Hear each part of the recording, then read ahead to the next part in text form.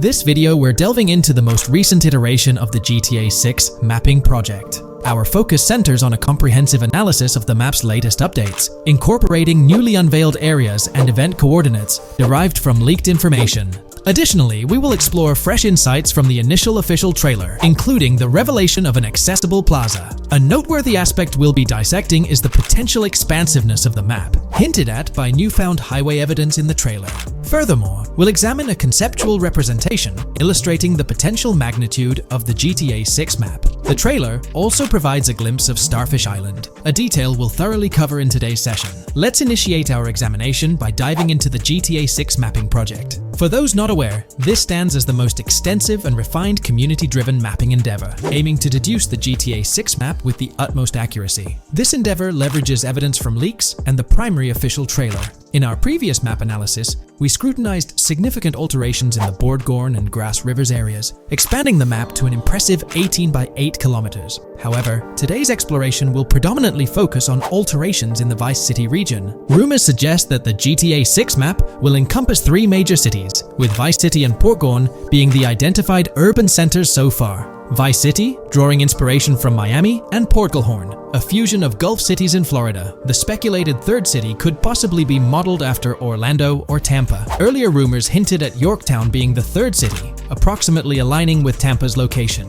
However, intriguingly, structures observed in leaked material from Portgorn were reminiscent of Panama City. Rockstar appears to amalgamate elements from distinct cities to craft a unique virtual landscape. Turning our attention specifically to Vice City, notable modifications are discernible in the Stockyard and Crosstown area. While these alterations may not be immediately apparent, a thorough comparison with the prior map iteration reveals notable changes in street layouts for improved connectivity. Building positions, including the relocation of the Jack of Hearts nightclub, featured in leaks and the trailer, signify significant shifts. Adjacent structures visible in the trailer's music video shoot scene have undergone subtle rearrangements. A noteworthy addition to the GTA 6 mapping project encompasses events gleaned from leaks, introducing a dynamic layer to our understanding of the evolving landscape. At present, we've pinpointed 4 events on the map, marked by light blue dots. These events include the missing persons poster at the liquor store, the big cat cage roof at Everyday Art Elephant, and the Everyday Art Sidewalk Creep, all clustered around the Crosstown SL Stockyard area. Meanwhile, there have been notable changes in the Vice River area,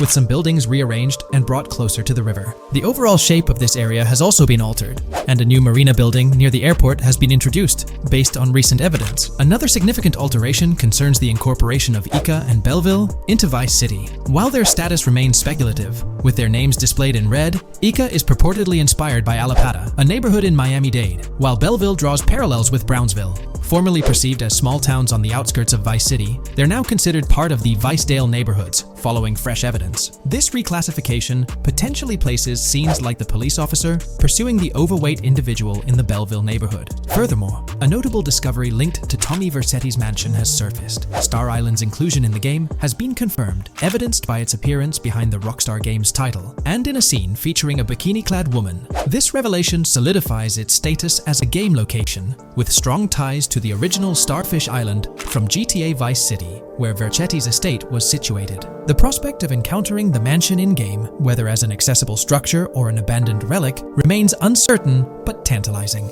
The mention of Star Island remains speculative, as indicated by its red font, leaving the possibility open for it to be renamed Starfish Island or something else. These developments encapsulate the latest updates to the GTA 6 mapping project. Additionally, let's delve into a Reddit post that has garnered attention. I'm still very intrigued by the prospect. This is a full accessible plaza. The full access plaza featured in the trailer has piqued my curiosity.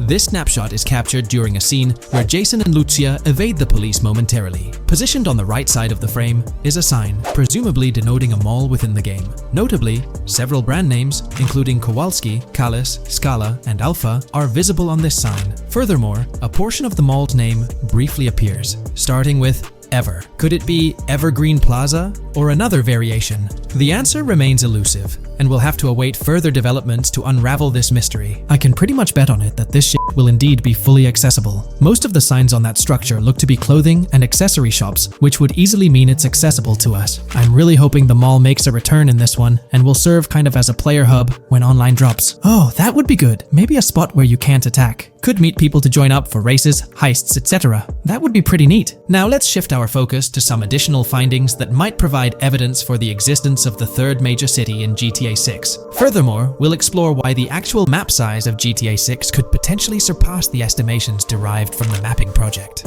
Possible map length. Since we don't know what's in the northern part of the map, and we're not sure if it ends where the current mapping project suggests, I thought the map could look something like this. I get that a map like this might be 4 times bigger than GTA 5, so it could be a lot, but we can't be sure about Rockstar's plans. I also think so, because on the east coast of the current map, we have Vice City's predicted beach areas going almost to the very top. Kind of feels like the map shouldn't just end there. And if Port Gellhorn is based on Fort Myers, then maybe Tampa and Orlando could be there too. But with the current borders, there's not enough space even for a small town. Also, shaped like this, the map would resemble actual Florida more. What do you think? Now, here's something to ponder. If the map indeed resembles this depiction, it would be quite astonishing. It's intriguing how the leaks have remained silent about the northern portion of the map. I'm curious to hear your thoughts in the comments. How far north do you speculate the map extends? Do you reckon it's just slightly beyond what's revealed in the mapping project? Or could there be a substantial unseen territory? Shifting gears, let's delve into a significant discovery. An observation on the size of the map using highway exits as a guide. I believe that 2 blink and you'll miss them shots from the trailer, combined with something I saw in the leaks, have given us a serious hint as to just how big the map for GTA VZ might turn out to be, specifically north-south. The first is the shot of the man grabbing his crotch while stopped on the side of the highway. Specifically, the highway exit signs in the background. They suggest that this shot is being taken from just north of exit 14 on the highway, if turning left has you going east and turning right has you going west. What's more, the GTA VZ mapping project believes that the highway that this shot is taken from is Interstate 97. Adding to this, there's this shot from earlier in the trailer of the woman in the gold dress hanging out the top of a convertible traveling down I-404, heading towards a junction with 197. At the very start of that clip, you can catch the exit number on the sign she's driving under. You can't see all of it, but to me, it looks more like exit 18 than exit 1B. This one is more speculative though. Now, I'm about to get into the leaks, so I can't post any pictures. There's a clip in the leaks of a red ute heading northbound on 197 towards the exit 13 AB junction that takes 1 to Washington Beach and Ekanfinaka before crashing. The mapping project has been using the leaks to create their maps, and they've placed that stretch of 197 north of Mr. Crotch Grab from the trailer, running through the Stockyard neighborhood. Today's video will delve into the upcoming changes to the AI systems in Grand Theft Auto 6 by Rockstar. We'll explore a patent that introduces a groundbreaking system unprecedented in gaming, promising a revolutionary shift in how AI operates within games. Additionally, we'll delve into other intricacies concerning AI and non-playable characters in GTA 6, including insights from a job listing at Rockstar's new LA studio, shedding light on NPC dialogue. We'll also examine NPC behaviors in response to their environment and their integration with social media, enhancing immersion and complexity in player interactions. Let's kick off with Rockstar's innovative AI system set to debut in Grand Theft Auto 6. Described by Rockstar as the most significant and immersive evolution of the series, the emphasis on immersion is evident in their patent filings. We'll focus on one particularly intriguing patent, unveiling a new system poised to revolutionize AI in gaming. Considering Rockstar's commitment to delivering the most immersive experience yet, it's evident that NPCs and AI will play pivotal roles. This patent specifically pertains to animations in GTA 6, aptly named System and Method for Virtual Character Locomotion. Back in 2020, Rockstar Games unveiled an innovative system that will debut in GTA 6. Now, the details might sound a bit complex, but essentially, this patent outlines a fresh approach to animating characters and imbuing them with dynamic intelligence. These characters will now possess a kind of virtual brain, allowing them to react to their environment, other NPCs, weather, and even their mood, influencing their animations on the fly. Before this advancement, each character's animation had to be painstakingly recorded in a studio equipped with motion capture technology. This process involved attaching markers to actors' suits and compiling animations into what's called an animation tree. This method was resource-intensive, limiting the variety of animations Rockstar could include in their games. For instance, in GTA 5 and Red Dead Redemption 2, each NPC had its own animation tree, containing all their actions. Animation trees essentially stack animations, blending them together seamlessly and transitioning between them based on player input and in-game conditions. Additionally, motion matching, a feature seen in GTA 5, and RDR2 automatically selects animations based on player actions and the surrounding environment. This results in fluid and lifelike character movements, such as running while shooting, creating a more immersive experience for players. With GTA 6, Rockstar introduces an innovative system designed to optimize resources and streamline animation data. This approach allows for more content within the game while offering a broader array of animations. It shares similarities with motion matching but diverges in its utilization of a new framework. Rather than relying on conventional animation trees, character animations will be predominantly data-driven, adapting dynamically to environmental cues. These animations will be categorized into distinct motion types, representing unique character styles. Each character will possess a designated motion type, enhancing the depth and realism of their movements. As an illustration, let's consider various states such as tired, injured, and normal, each corresponding to a set of animations. Additionally, every character will possess their own blackboard, a virtual representation of their current state and surroundings. This blackboard stores crucial data including the character's condition, location, weather, temperature, and more. Utilizing this information, the game's code dynamically selects appropriate animations or styles for the character, enhancing their responsiveness to the virtual world. For instance, in the Ocean Drive scene from the trailer, we observe a character seated on the sidewalk. As a group of NPCs pass by, he attentively observes them, reacting accordingly to their presence. With this system, the gameplay experience is poised to become even more immersive. It will prioritize environmental data, including the presence of other NPCs and vehicles, alongside factors influencing the character's mood. Consequently, NPCs will exhibit previously unseen levels of reactivity, shifting focus to a noteworthy job listing from Rockstar's recruitment opportunities. Last year, Rockstar opened a new studio in Los Angeles. From what we know, it's purely a new motion capture studio, so they have another one besides the one in New York, mainly to record NPC dialogue probably. This discovery confirms that. I checked Rockstar's careers page just now, and there's a job offer at Rockstar LA for Associate Writer Pedestrian and Ambient Dialogue. This could indicate that they are still writing and recording GTA 6 NPC dialogue right now. This suggests that the development team is currently engaged in scripting and recording NPC dialogue for GTA 6. You can find the specific responsibilities outlined in the job description provided. It says, write funny, character-driven, and unique dialogue for our ambient population. Work with key stakeholders to understand and support the technical requirements for player-led, dialogue-based interactions with our ambient population. Provide exciting dialogue that works within the strict constraints of a complex game system. Undertake self-motivated research and leverage that research to enrich your writing. Understand and match the tone of our games. This underscores the commitment of Rockstar to ensuring that GTA 6 remains true to its franchise roots. Aligning NPC dialogue with the established GTA universe bodes well for the game's authenticity. Shifting gears to another aspect related to NPCs, let's delve into how they'll integrate with social media. Not only will NPCs exhibit more lifelike behaviors and interactions with their surroundings, but they'll also engage with social media platforms, a novel addition to Grand Theft Auto 6. Here's a rundown of the phones observed. NPCs will be equipped with various phone models, as evident from both images and the trailer. Notably, NPCs will actively engage with their phones, which boast fully functional cameras and displays, an improvement over GTA V. For instance, in a scene from the trailer set on Ocean Drive, an NPC can be observed capturing photos or videos with their phone. The displayed imagery accurately reflects the NPC's point of view, suggesting the possibility for NPCs to record and share in-game content on the virtual social media platforms.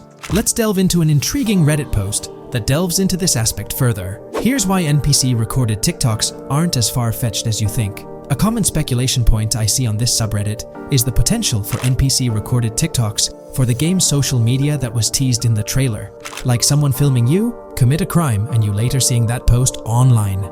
Many have dismissed this as far-fetched in terms of development complexity, but I wanted to discuss why it's plausible.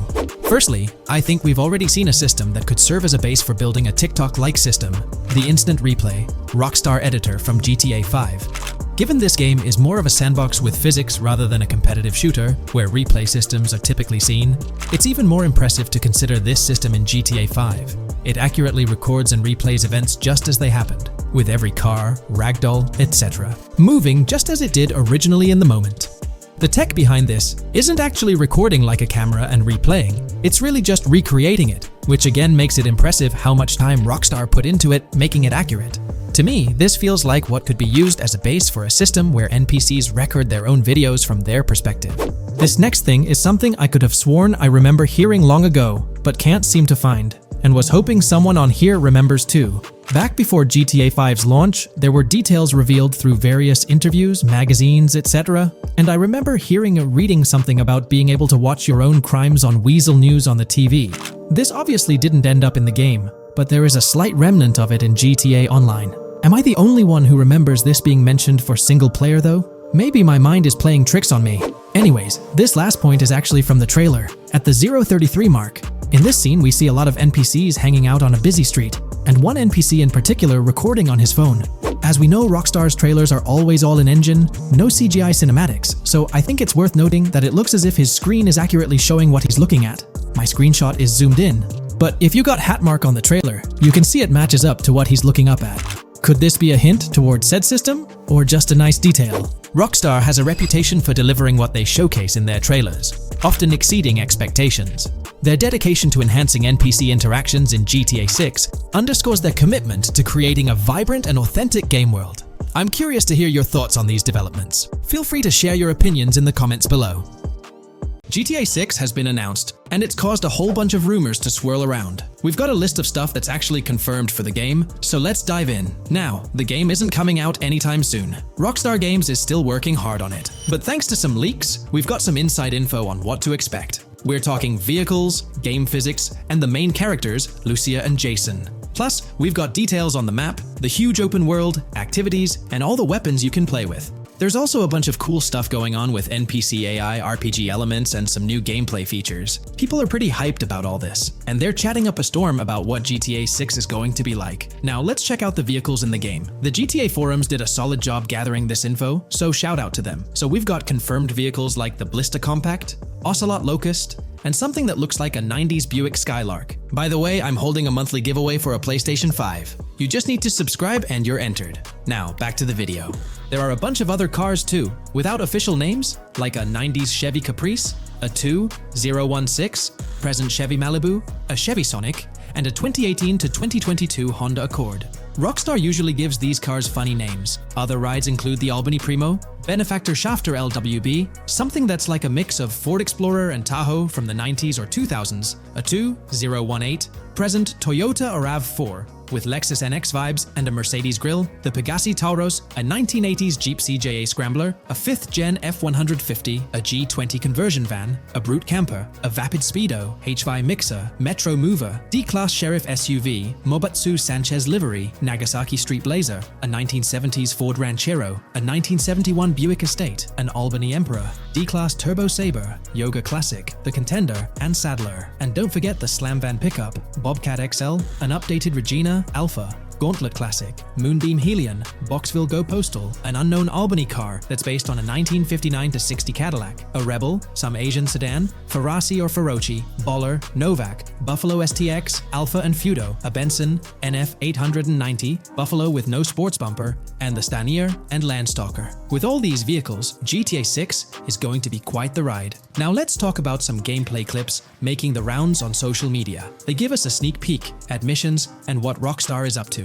One clip shows Lucia, our main character, trying to rob a place called Hank's Waffles, a diner. In this early test, the non-player characters look kinda generic and are jokingly called dummies in the game. The NPCs react to Lucia's aggressive moves, and their animations show they're pretty freaked out, kind of like what we saw in Red Dead Redemption 2. During the robbery, Lucia can aim her gun at a hostage, giving you the choice to rob or have a face-off. Taking a hostage adds some spice to the crime. Jason, the other protagonist, is there too, and you can interact with both characters during the heist. Jason pushes Lucia to hurry up and make a clean getaway, hinting at a Bonnie and Clyde style partnership, which lines up with earlier leaks about the game's story. People are even saying that Lucia and Jason look like Eva Mendes and Ryan Gosling from the Place Beyond the Pines movie, but we're not sure if the game's story will follow a similar path. Lucia and Jason look like they're in their late 20s. You can switch between them in the game using the controller's D-pad. When the cops show up, Lucia can threaten another hostage, and it leads to a face-off with the police outside. The outdoor area area looks like it's inspired by northern Florida with all the greenery. While trying to escape,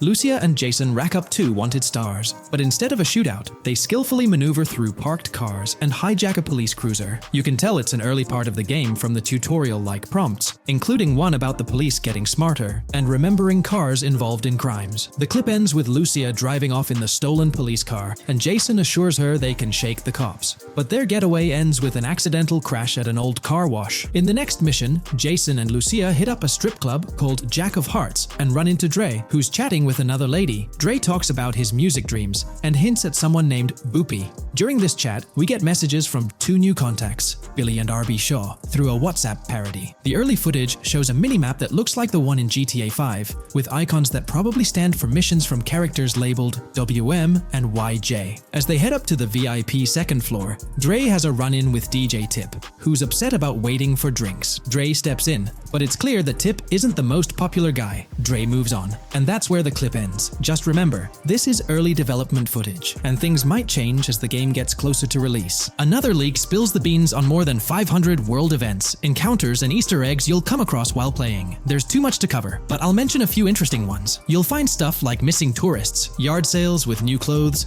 an event that's a bit like the insurance fraud thing in Saints Row, a voice in the storm drain that might remind you of Pennywise, a Bonnie and Clyde mystery that spans different places, and a workout challenge that suggests fitness activities are back. Players can also stumble upon an island camp, DUI tests, UFO sightings, an animal house, a swamp safari, and even the possibility of playing some crazy golf. There's a hint that the basketball court might be back too. Events like fishing, Satanist houses, backyard wrestling rings, and mansions with big cats offer a bunch of different experiences in the game world. Now, let's talk about the main locations in Grand Theft Auto 6. Ambrosia has Ambrosia Farms and the Tarmac. Bayside Copperhead, the Everglades or Grass Rivers, Fairyland and Fairyland Forest offer different environments. The Keys region includes places like East Key, Low Key, and spots like a garage, gas station, and liquor store. Lake Okeechobee has a motel, prison, and racetrack, while Little Haiti, North Beach, and North Miami come with places like gas stations, hideouts, and liquor stores. Port Gellhorn offers a variety of spots to explore, like an abandoned building, basketball court, beach, bingo hall, bowling alley, car wash, fishing store, fruit stand, gas station, motel, pawn shop, police station, quick shop, raceway, soccer field, and trailer park. Red Hill has a forest, South Beach features a boardwalk, gym, hotel, Ocean Drive, and park. South Miami Sundown includes a beach and tarmac, and Vice Beach covers Vice City suburbs and Washington Beach. There are also other interesting places like an abandoned hotel, observatory, Fountain of Youth, homeless community, Malibu Club, Monument of Leonida, Redneck Yacht Club, Spaceship House, underwater research facility, and Dinosaur World. According to info from the GTA forums, Grand Theft Auto 6's open world is estimated to be at least 2.5 times the size of GTA 5 ES, giving players a massive world to explore. The game seems to take cues from the successful approach in Red Dead Redemption 2, promising a well-designed open world with intriguing mysteries. We've spotted some real-life Florida locations in GTA 6's development footage, like the Homestead Miami Speedway turned into the Port Gellhorn racetrack, and recognizable places such as Portofino Tower, Sombrero Key Light, Solar Amphitheater Bayfront Park, and Lone Depot Park. Even the 1000 Museum, a high-rise condo in Miami, is in the game, showing Rockstar's attention to detail. A metro map that's a match for Miami's real one suggests a deep immersion in the game world. The lush landscapes and greenery might hint at a move into Georgia,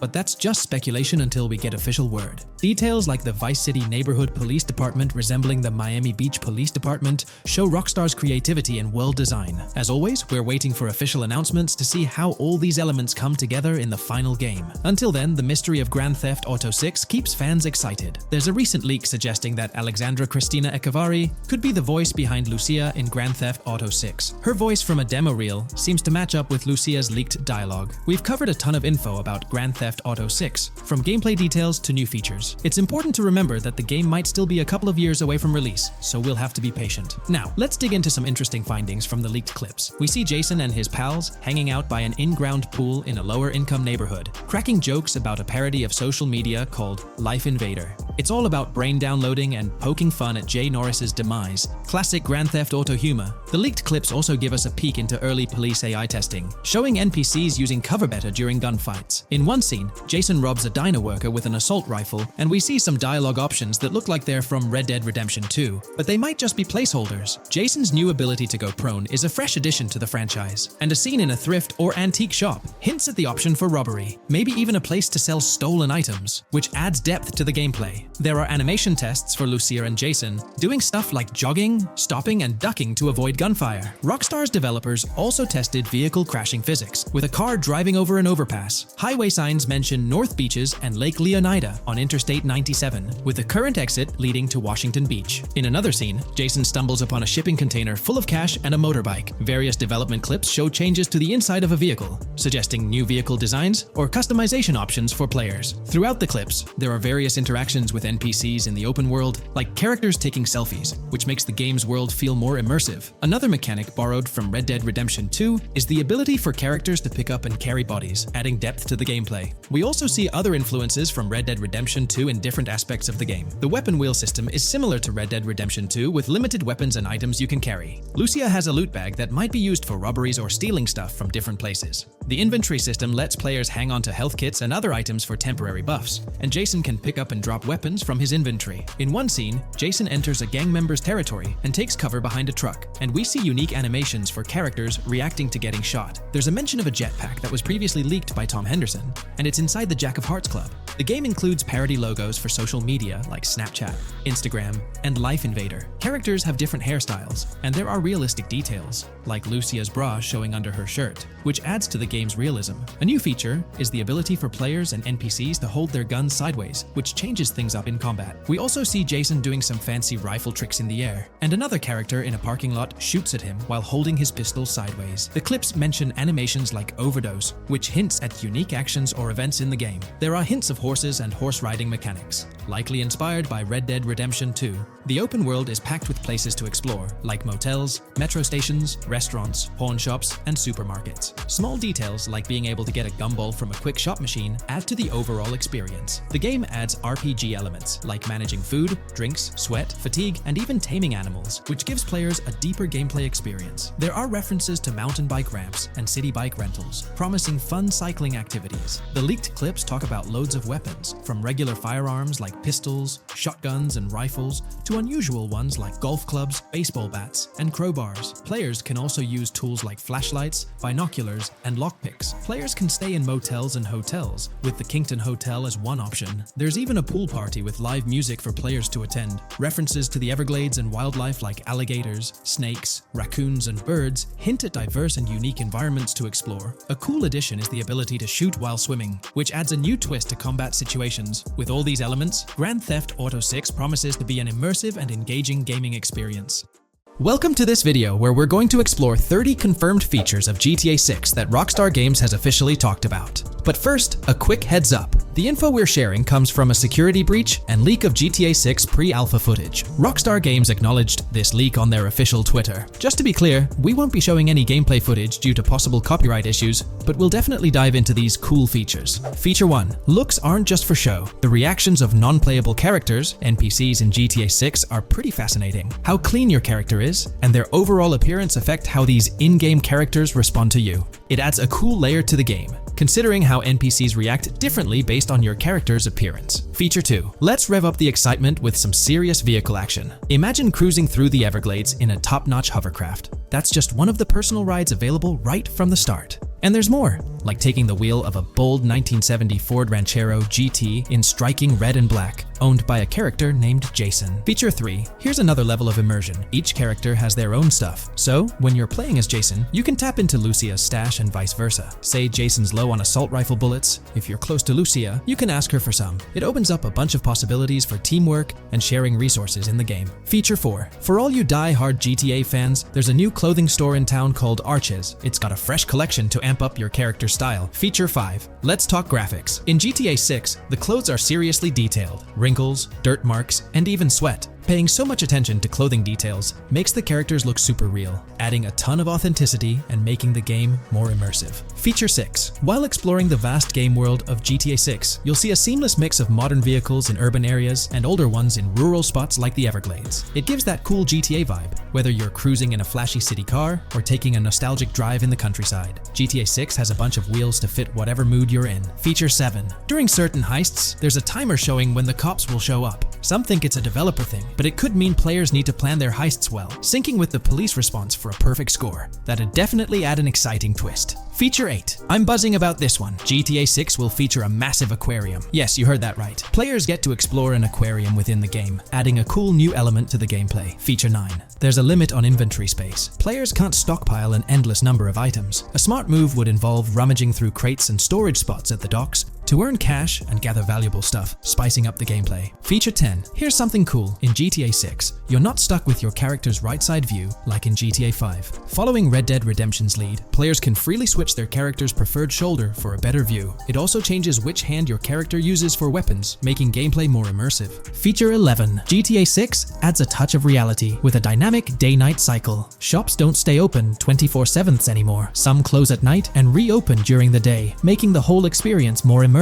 At night, the city changes vibe, less traffic, and a different feel altogether. Feature 12. Adding to the mix are special abilities, somewhat like what we saw in Red Dead Redemption 2. From leaked gameplay, it looks like Jason has a unique skill. He can spot valuable stuff in the surroundings. They light up like hidden treasures, adding a whole new twist to the game. Feature 13. Let's dive into some of the confirmed stuff in GTA 6. It's quite a mix. There are spear guns, bolt-action sniper rifles, and a bunch of golf clubs, wedges, irons, drivers. Also, players can use a crowbar to open containers and grab valuable stuff. There's more: smoke grenades, flashbangs, golf balls, and tracker jammers to dodge the cops. Snatching fancy cars might need special tools like the immobilizer bypass. Loads of choices to make gameplay super immersive and fun. Feature 14. Moving on to the awesome in-game places we've seen. There's a bunch: tennis courts, a huge stadium, and even a museum, all with interactive insides. It's bringing back the exploration vibe we loved in GTA 4, and that's got us hyped for GTA 6. Feature 15. In a cool scene during a diner robbery, a non-playable character, NPC, was visibly relieved when the cops showed up, saying,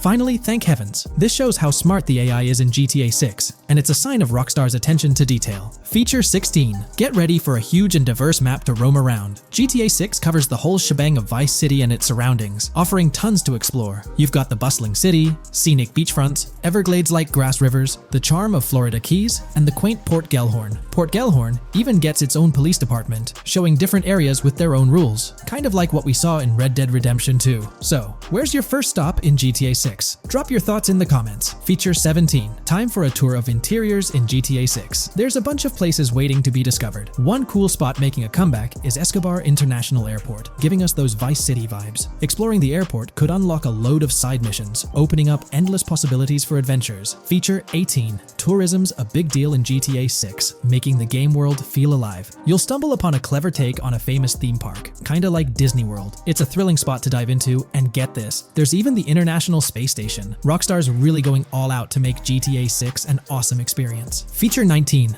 The characters you'll meet in GTA 6 have had some major upgrades. They come in all shapes and sizes, some towering and impressive, others more on the average or smaller side. This variety really brings the in-game city to life, making it feel more realistic. Rockstar's definitely set a high standard in gaming with this, and I can't wait to dive into this amazing world they've created. Feature 20 new gameplay features are here, and one that stands out is using assault rifles while inside a vehicle. It's going to shake up how players handle combat. Feature 21 money in GTA 6 works differently. You don't just magically get more cash in your bank account after robbing a store. Instead, you physically grab the cash from the store counter using a button. It makes the whole experience more real and interactive. Feature 22. Now this is wild. The vehicle customization options in GTA 6 are something else. When you get into a vehicle, hit the left D-pad for the vehicle options menu. You can tweak the seat, fix the steering wheel, and even jazz up the interior. There's talk that this might be limited to developers, but I'm hoping it's for everyone in the final game. Feature 23. There's a ton more to do in GTA 6. The game amps up interaction by letting you handle money, USB drives, weapons, food, and different clothes, giving you more control over the world. Feature 24 hats off to hat customization. In GTA 6, you can style your hat in different ways. photos showing off your fashion taste. It might seem small, but it makes your character really stand out. Feature 25. Here's a neat twist. When you're on the run and hijack a ride, your criminal description changes a bit, leaving out specific car details. This tricks witnesses and stops them from telling the cops about your getaway car. Smart move to stay hidden and adds a tactical side to the game.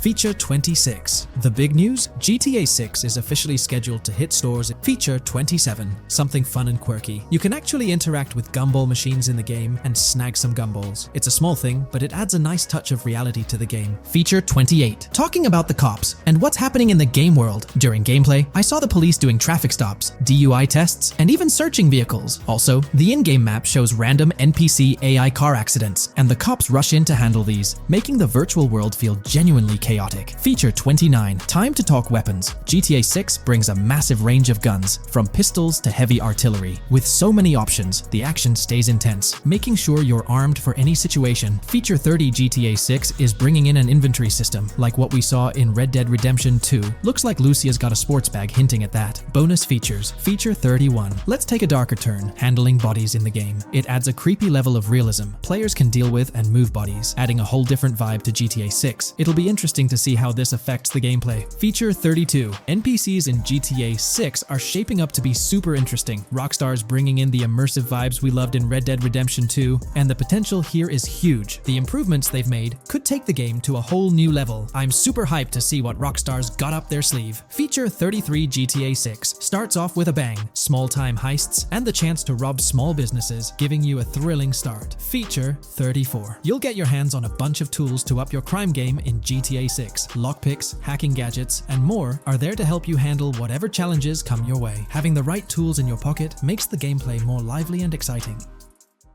In today's GTA 6 video, we're discussing how much money Rockstar Games has made from the first trailer released back in December. We'll also cover Rockstar's plans for the next trailer and their potential strategies for cross-promoting GTA 6. There's a lot to talk about, so let's get into Rockstar's promotion tactics for GTA 6 and when we might see a second trailer.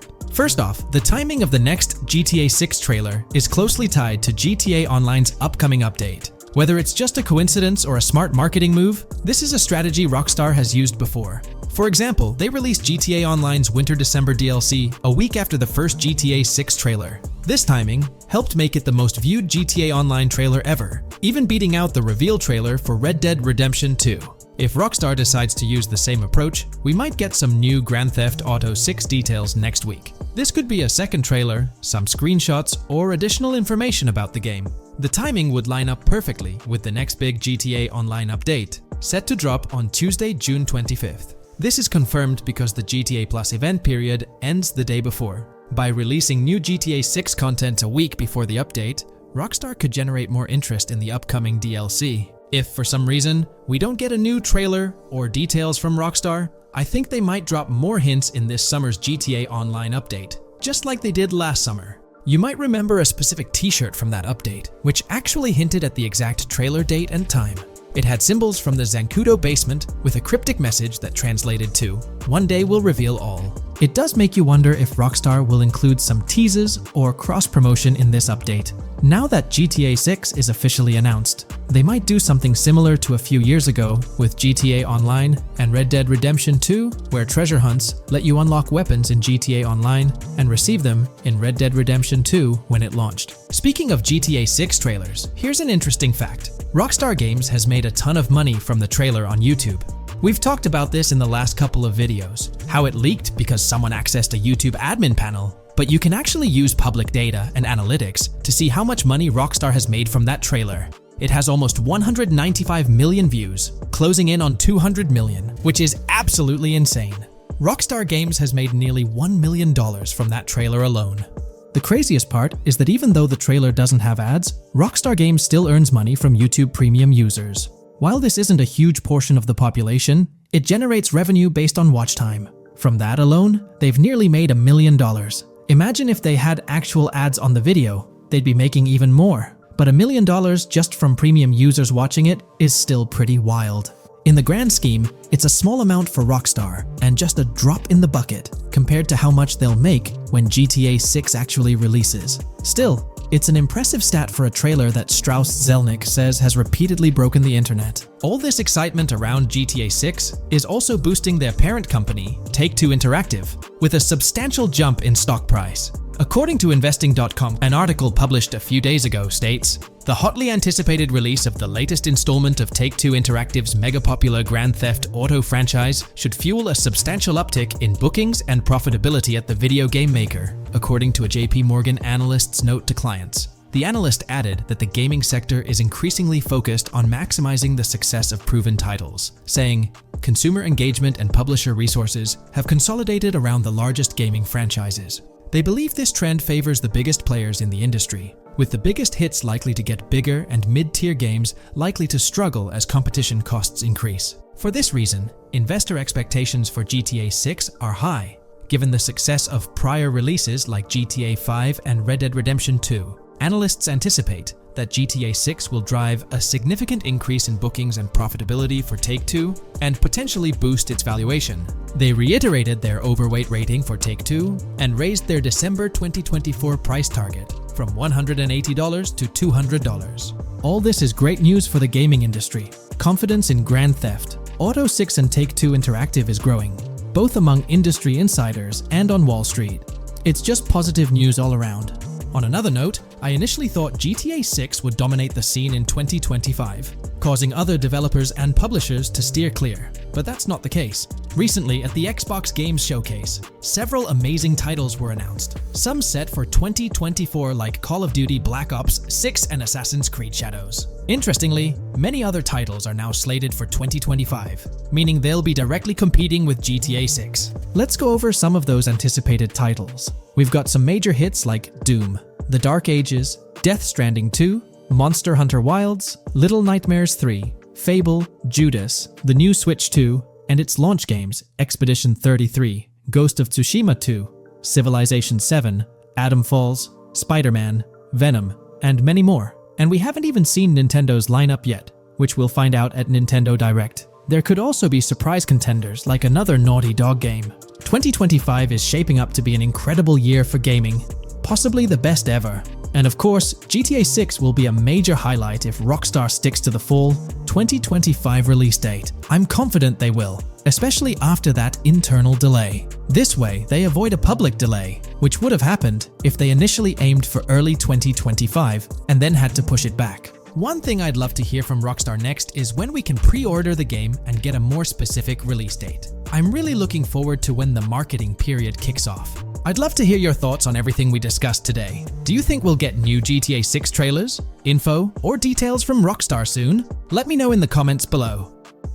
There's been quite a buzz about Jason, one of the main leads in the highly anticipated Grand Theft Auto 6. People are spinning theories left, right, and center, suggesting he might be an undercover cop, an agent, an ex-cop, or even someone with a military background.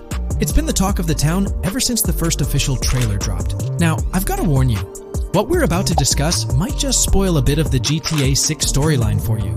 But hey, if you've been keeping tabs on the GTA 6 grapevine, chances are you've already heard murmurs about these theories. Now, I gotta stress, folks, that as exciting as these speculations are, they're just that, speculations. Nothing set in stone. But here's the deal. There are some interesting things in Jason's outfit from certain glimpses in the trailers and Rockstar's promotional stuff that sort of fuel these speculations. They're like breadcrumbs teasing us about Jason's potential undercover identity.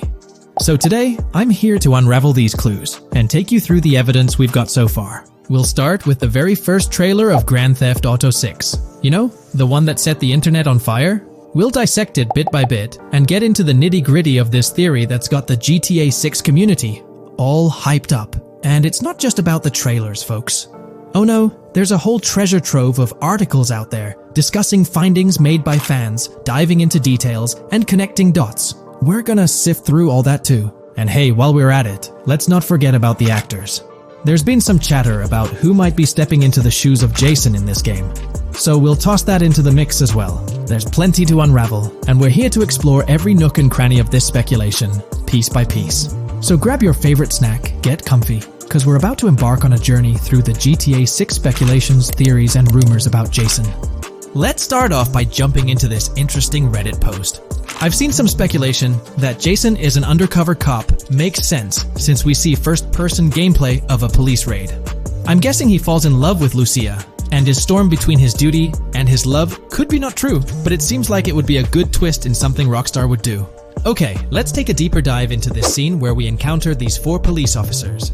They're pretty unmistakably cops with that distinct police badge on their body armor. It's crucial to note the small details here, especially regarding their attire, as it might hold some key information. Now, among this squad of officers, there's one guy who stands out from the rest. He's chilling on the far right, sporting a casual white tank top, while the others are all suited up in body armor, their caps turned backward.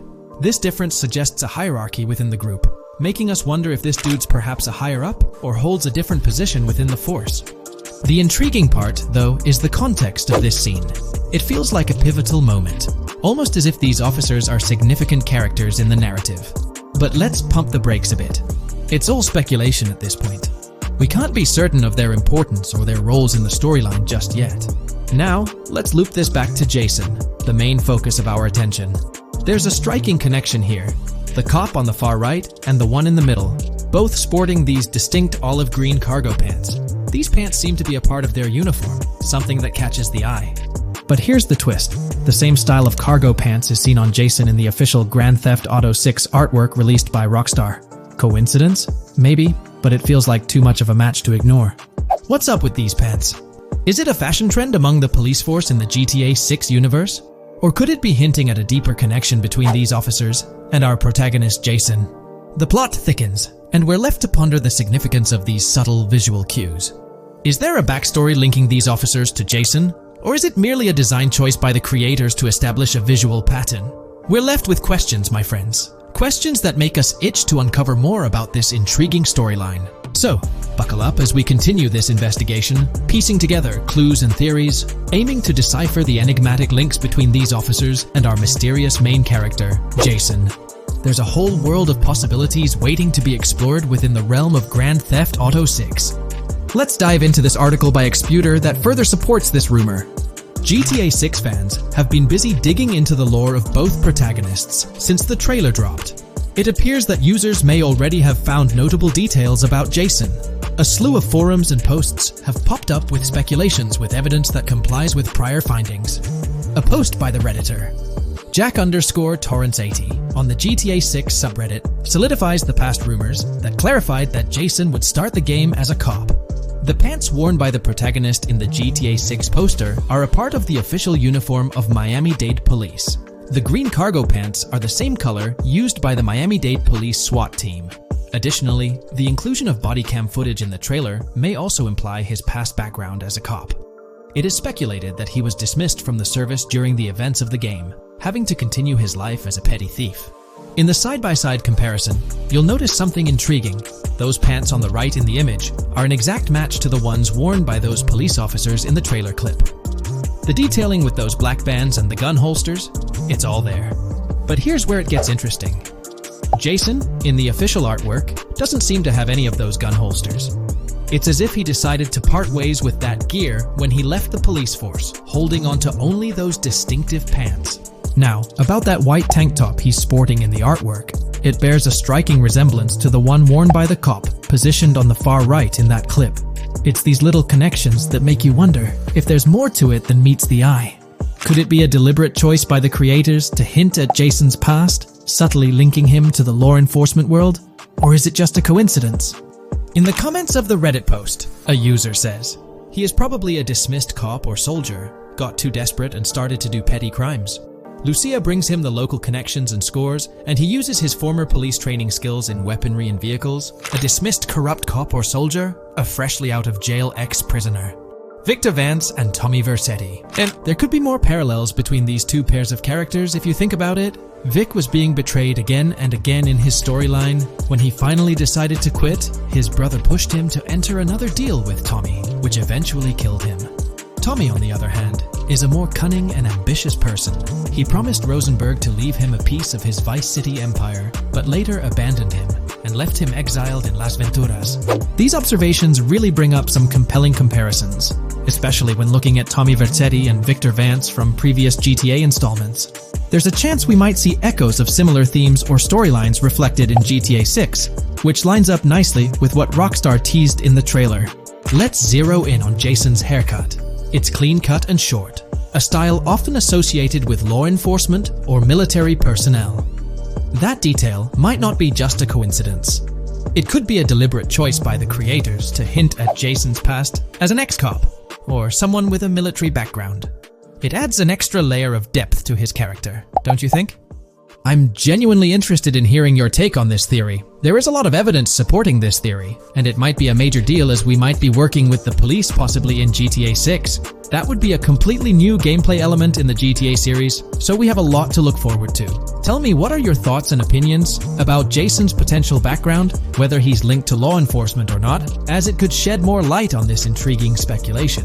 So, please share your thoughts in the comments section below, and let's keep this discussion rolling. If you haven't been following the latest news on GTA 6 over the past year, you might be surprised by how much information has emerged. Here's a comprehensive update on everything we currently know about GTA 6. We have details about a wide array of items and tools featured in GTA 6. These include the auto dialer, binoculars, immobilizer bypass, cutoff tool, painkillers, pool cue, trauma kits, golf driver, food and drink, golf putter, USB drive, golf iron, crowbar, golf wedge, torch, jammer, duffel bag for looting, cigarettes, and a loot backpack.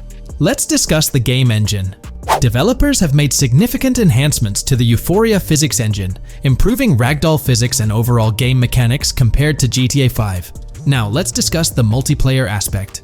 In a leaked clip from GTA 6, we observed a multiplayer session with a player count. This suggests there were 2 players present in the lobby out of a maximum capacity of 32 slots. This mirrors the setup seen in Red Dead Online and GTA Online, where the capacity is stated as 32, but practically accommodates 30 players plus 2 spots reserved for spectators. While hopes for larger lobbies persist, it appears the testing phase involves 30-player lobbies. Leaks also suggest advanced weather systems, including heavy fog, a feature that was less common in GTA 5. Moving on to collectibles, there's mention of Wyman car parts. In a clip featuring Lucia, a developer is seen placing a cardboard box with a circular icon, indicating it as lootable. Debug text on this box identifies it as collectibles car parts, and Wyman car parts boxed generic used, suggesting players can collect car parts, possibly tied to a character named Wyman who shares a passion for classic cars with Jason. Regarding collectible hats, there's footage of Jason in an apartment where a developer interacts with a hat labeled as an ambient collectible hat. According to debug text, this hints at the inclusion of clothing items as ambient collectibles within the game. Additionally, a comprehensive list of all brands featured in the game is provided. While some brands may be integral to the story, many are included for realism and immersion. The list is displayed on screen for viewers to pause and inspect at their leisure. Similar to Red Dead Redemption 2, the weapon wheel in GTA 6 will be divided into 3 sections: weapons, equipment, and gear. Notably, players can dual-wield different weapons and access a quick item inventory displayed in the bottom left corner of the screen. While leaked recreations of the weapon wheels provide a glimpse, it's expected that the final version may evolve during the game's development. In a video snippet, an NPC is observed shooting at Jason, triggering a health tip to appear on the left side of the screen when Jason's health decreases. Additionally, the game will feature lighting and skybox systems, similar to those in Red Dead Redemption 2.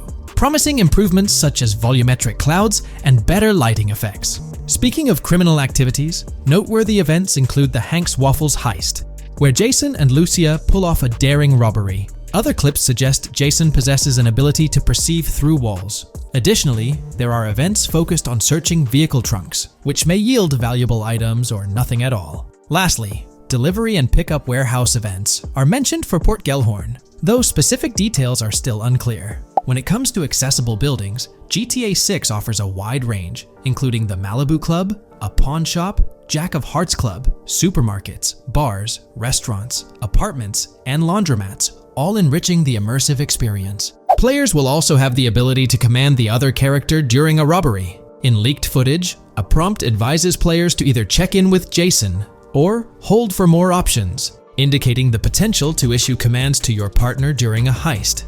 This feature aims to streamline gameplay, enabling effective control of both characters simultaneously.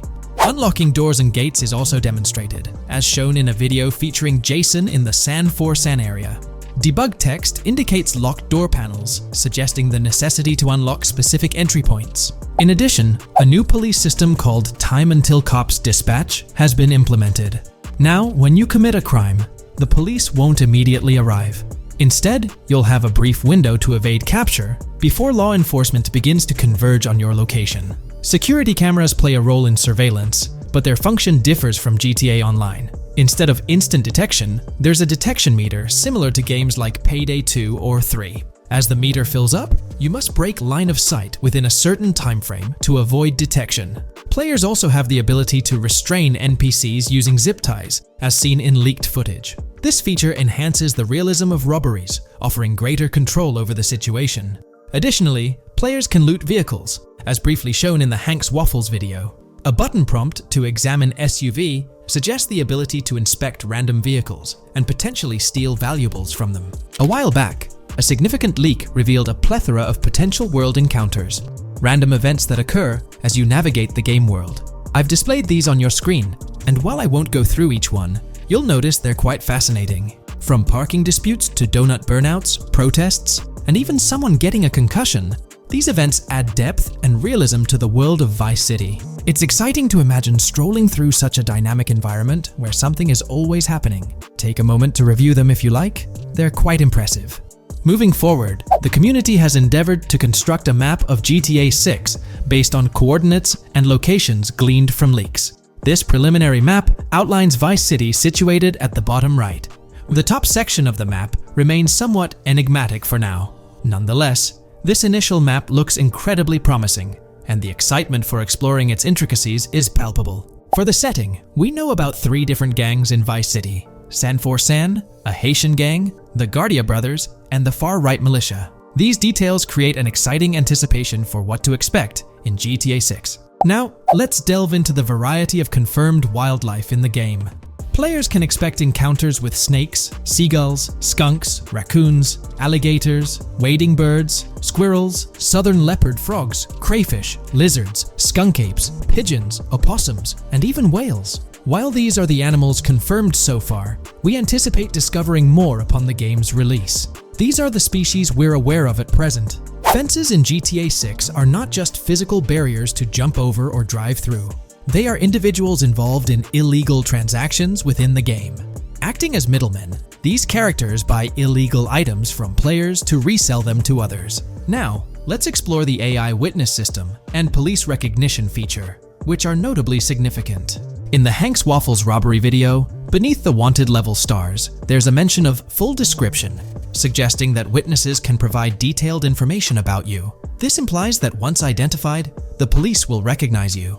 When Lucia enters a police vehicle, there's initially no vehicle description, but this quickly changes to a full vehicle description. This indicates that law enforcement will possess detailed information about your vehicle. Moreover, the text warns that any vehicle seen entering will be noted by the authorities.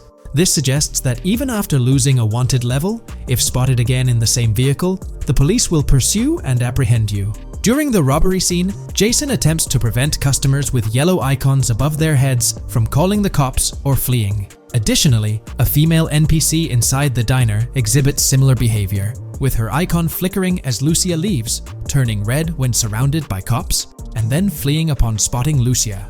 These advanced NPC systems indicate a more sophisticated interaction model. Regarding item sharing, Jason and Lucia appear to be able to share items between them. For instance, in one clip, Jason steals items from containers, keeping some for himself while sharing others. Regarding sound design, it's no surprise that GTA 6 will feature more realistic soundscapes. Weapon sounds are crisper and more authentic, with increased volume for a more immersive experience. The impact of bodies hitting the floor will have a deeper thud, creating a more visceral effect. Police sirens will reverberate off buildings and environmental elements more realistically, while the sound of items will vary depending on the surroundings. For instance, if you're in a shipping container, sounds will echo more, adding depth to the auditory experience. Overall, these sound enhancements aim to emulate real-life scenarios more accurately, contributing to the game's realism. Moving on, we have an extensive list of every confirmed vehicle slated to appear in GTA 6, sourced from both the game files and leaks. I covered these in detail in a previous video, so I won't repeat them here. However, I've provided them on your screen for your reference. If you're interested in exploring the full list yourself, you can find them on page 30 of the document. The game features improved vehicle damage and handling, as seen in clips where crashes result in realistic effects, like splitting front fenders and bending car hoods. Furthermore, car interiors now include a functional GPS and waypoint system, enhancing immersion, especially in first-person driving. Players also have the option to enter a car from the passenger seat, adding a touch of realism to gameplay. These details highlight GTA 6's commitment to intricate design elements, evident in its meticulous attention to detail throughout the game. In addition, several new gameplay mechanics have been revealed. Players will now have the ability to walk while in cover, a long-awaited feature that introduces prone movement for the first time in GTA gameplay. Loot bags will allow for storing additional items, and players can now drop and pick up weapons. A new under fire animation has been introduced where characters cover their faces during combat, and players can opt to self-revive after sustaining heavy damage. Other significant mechanics include the ability to switch shoulders while aiming down sights, grappling during hand-to-hand combat, and the introduction of buddy communications and a buddy ping system. This system, likely shared between protagonists Jason and Lucia, remains intriguing, with its full functionality yet to be revealed. Additionally, a new cover mode has been introduced, altering the way shooting from car windows is executed. Characters will now fully lean out of windows, enabling full 360-degree shooting. Furthermore, a new ability system has been introduced, potentially exclusive to Jason, allowing for a form of wall perception. Whether Lucia will possess this ability remains uncertain. Players can also interact with a greater variety of objects and NPCs, engaging in actions such as carrying bodies, committing robberies, issuing threats, and conversing during criminal activities.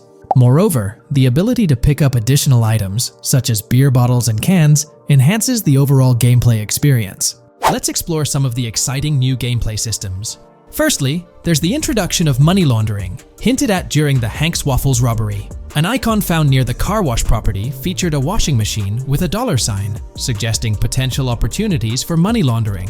This implies that players may be able to purchase properties with the intent of laundering money, although specific details on mechanics remain undisclosed. Nevertheless, it appears players will once again have the option to acquire certain types of businesses for illicit activities. Additionally, there's a confirmed lineup of weapons, which includes a rocket launcher, assault rifle, baseball bat, polymer pistol, knife, bolt-action sniper rifle, Molotov cocktail, spear gun, which is intriguing, smoke grenade, compact SMG, flashbang, micro SMG, sniper rifle, heavy machine gun, auto rifle, and pump-action shotgun. Moreover, glimpses of Jason in various states, sporting different hair lengths and facial hairstyles, suggest a hair growth system akin to Red Dead Redemption 2. This feature seems highly likely given the game's lineage. In terms of sustenance, players can consume items directly from their inventory. In a scene at a gas station, Jason adds wine, soda, and fruit to his inventory, highlighting the ability to eat and drink on the go, akin to mechanics seen in Red Dead and GTA Online. In GTA 6, you can expect to encounter raccoons rummaging through trash cans and stealing food bags. This is evidenced in the game files, which document 3 world events: raccoon climbing out of garbage, raccoon rummaging through trash, and raccoon stealing food. While there are numerous intricate details to explore, we've uncovered a multitude of confirmed locations spread across Vice City and its surrounding areas. Naturally, Vice City serves as the central hub, encompassing neighborhoods such as Edgewater, North Vice City, Rock Ridge, Little Haiti, Vice Beach, South Beach, Washington Beach, and Key Biscayne. Additionally, there's Port Gellhorn, which appears to be a distinct city akin to Sandy Shores or Palito Bay from previous games. Other notable spots include Yorktown, Ambrosia, Sundown, The Keys, La Pearl, Red Hill, Lake Leonida, Hamlet, Stockyard, Homestead, Grass Rivers, Iken Faka, various underwater locations, and more. Each of these locales is meticulously detailed, with numerous mini locations nestled within them. It's remarkable how much information we already have about the game's expansive geography. In GTA 6, if your character sustains injuries, health will regenerate slowly over time. To expedite recovery, you can access the weapon wheel and utilize a healing item. Unlike GTA 5, where health only regenerates up to 50% naturally and requires snacks for full recovery, GTA 6 appears to allow for natural regeneration to full health, albeit at a slower rate. While not officially confirmed, it's implied that using a medical item will accelerate this healing process. Regarding open-world activities, there are 7 confirmed activities thus far: dice, golf, fishing, races, adventuring, shipments, and delivery van events. A video showcases a delivery van event near the industrial area of Port Gellhorn, featuring active security cameras that add complexity to potential heists. 2 distinct event types mentioned in the events list are Pragmatic Cool and Chaotic Romantic, introducing a new event type called Cop Trap, strategically placed in various locations across the map. The confirmed locations are displayed on your screen, indicating that law enforcement will deploy different tactics to apprehend you. Next, let's explore the array of new features spanning 2 full pages. Firstly, an enhanced AI system is showcased in a video, where enemy AI targets Lucia once she turns around. These adversaries demonstrate improved decision-making, adapting their shooting tactics dynamically based on the situation. Notably, they adjust their positioning relative to nearby objects, aiming to avoid frustrating head-glitching tactics. Additionally, they display more tactical behaviors, such as lowering their profile during reloads and employing lateral strafing while firing. NPC behavior has also undergone enhancements, with AI groups no longer wandering individually, but moving in clusters, reminiscent of the dynamics seen in Red Dead Redemption 2. This is evident in a video where Lucia encounters a group of tourists engaged in conversation as they pass by. This enriches pedestrian interactions beyond the independent roaming seen in GTA 5, now featuring diverse groups and even couples strolling together, enhancing the game's realism. A new gameplay feature allows players to surrender to the police during a robbery, introducing an intriguing dynamic with consequences yet to be fully revealed. Additionally, players can purchase gumballs from vending machines, potentially serving as a health boost, although specific effects remain speculative. Similar to GTA 5, your character's attire will accumulate dirt over time, adding a layer of realism.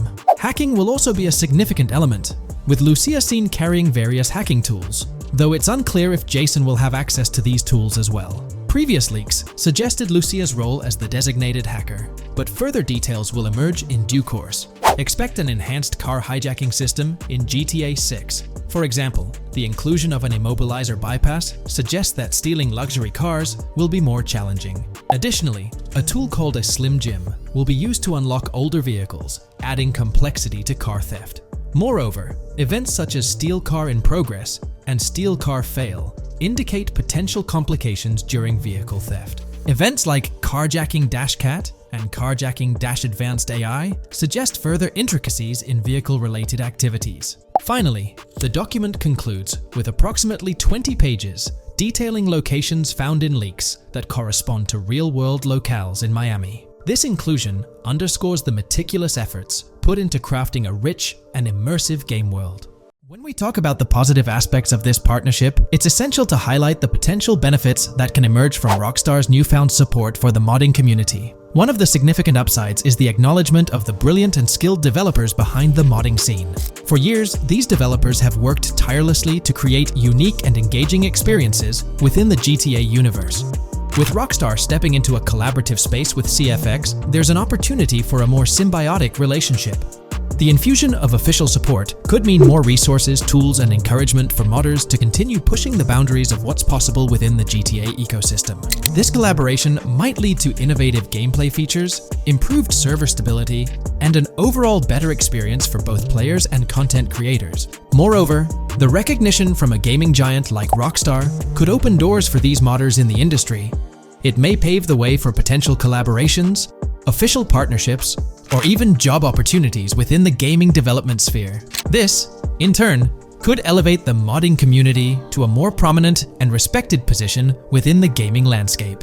However, it's crucial to approach these potential benefits with cautious optimism. While the partnership appears promising on the surface, The reality lies in how Rockstar manages the delicate balance between maintaining control over its intellectual property and allowing creative freedom for the modding community. The outcome will heavily depend on Rockstar's willingness to foster collaboration, rather than imposing strict regulations. As GTA 6 draws closer, the impact of this collaboration will become more apparent. Whether it becomes a model for future partnerships between game developers and modders, or encounters challenges that hinder its success remains to be seen. The dynamics between Rockstar and the modding community could shape the future landscape of custom servers, roleplay experiences, and the overall modding scene in the gaming world. Stay tuned as we continue to explore and analyze the evolving relationship between Rockstar and the modding community. On the positive side, there's a glimmer of hope that Rockstar's acknowledgement of mods enhancing the player experience could pave the way for more modding support in GTA 6. This shift in perspective might lead to a more collaborative environment, where modders can contribute to the game's richness without fear of stringent restrictions. With Rockstar officially and financially supporting FiveM, the CFX team gains more resources to elevate the GTA 6 server. This could mean a server even more impressive than the ones they currently run. The fact that FiveM is now a Rockstar Games product suggests a vested interest in its success, promising additional funding and manpower to ensure its flourishing. An intriguing prospect emerges concerning the accessibility of custom servers. Currently limited to PC players, there's speculation that GTA 6 might integrate dedicated servers within the game itself, eliminating the need for external programs like FiveM. If this unfolds, it opens the door for console players to join the custom server experience, broadening the player base and community. Moreover, Rockstar seems to be attuned to fan desires.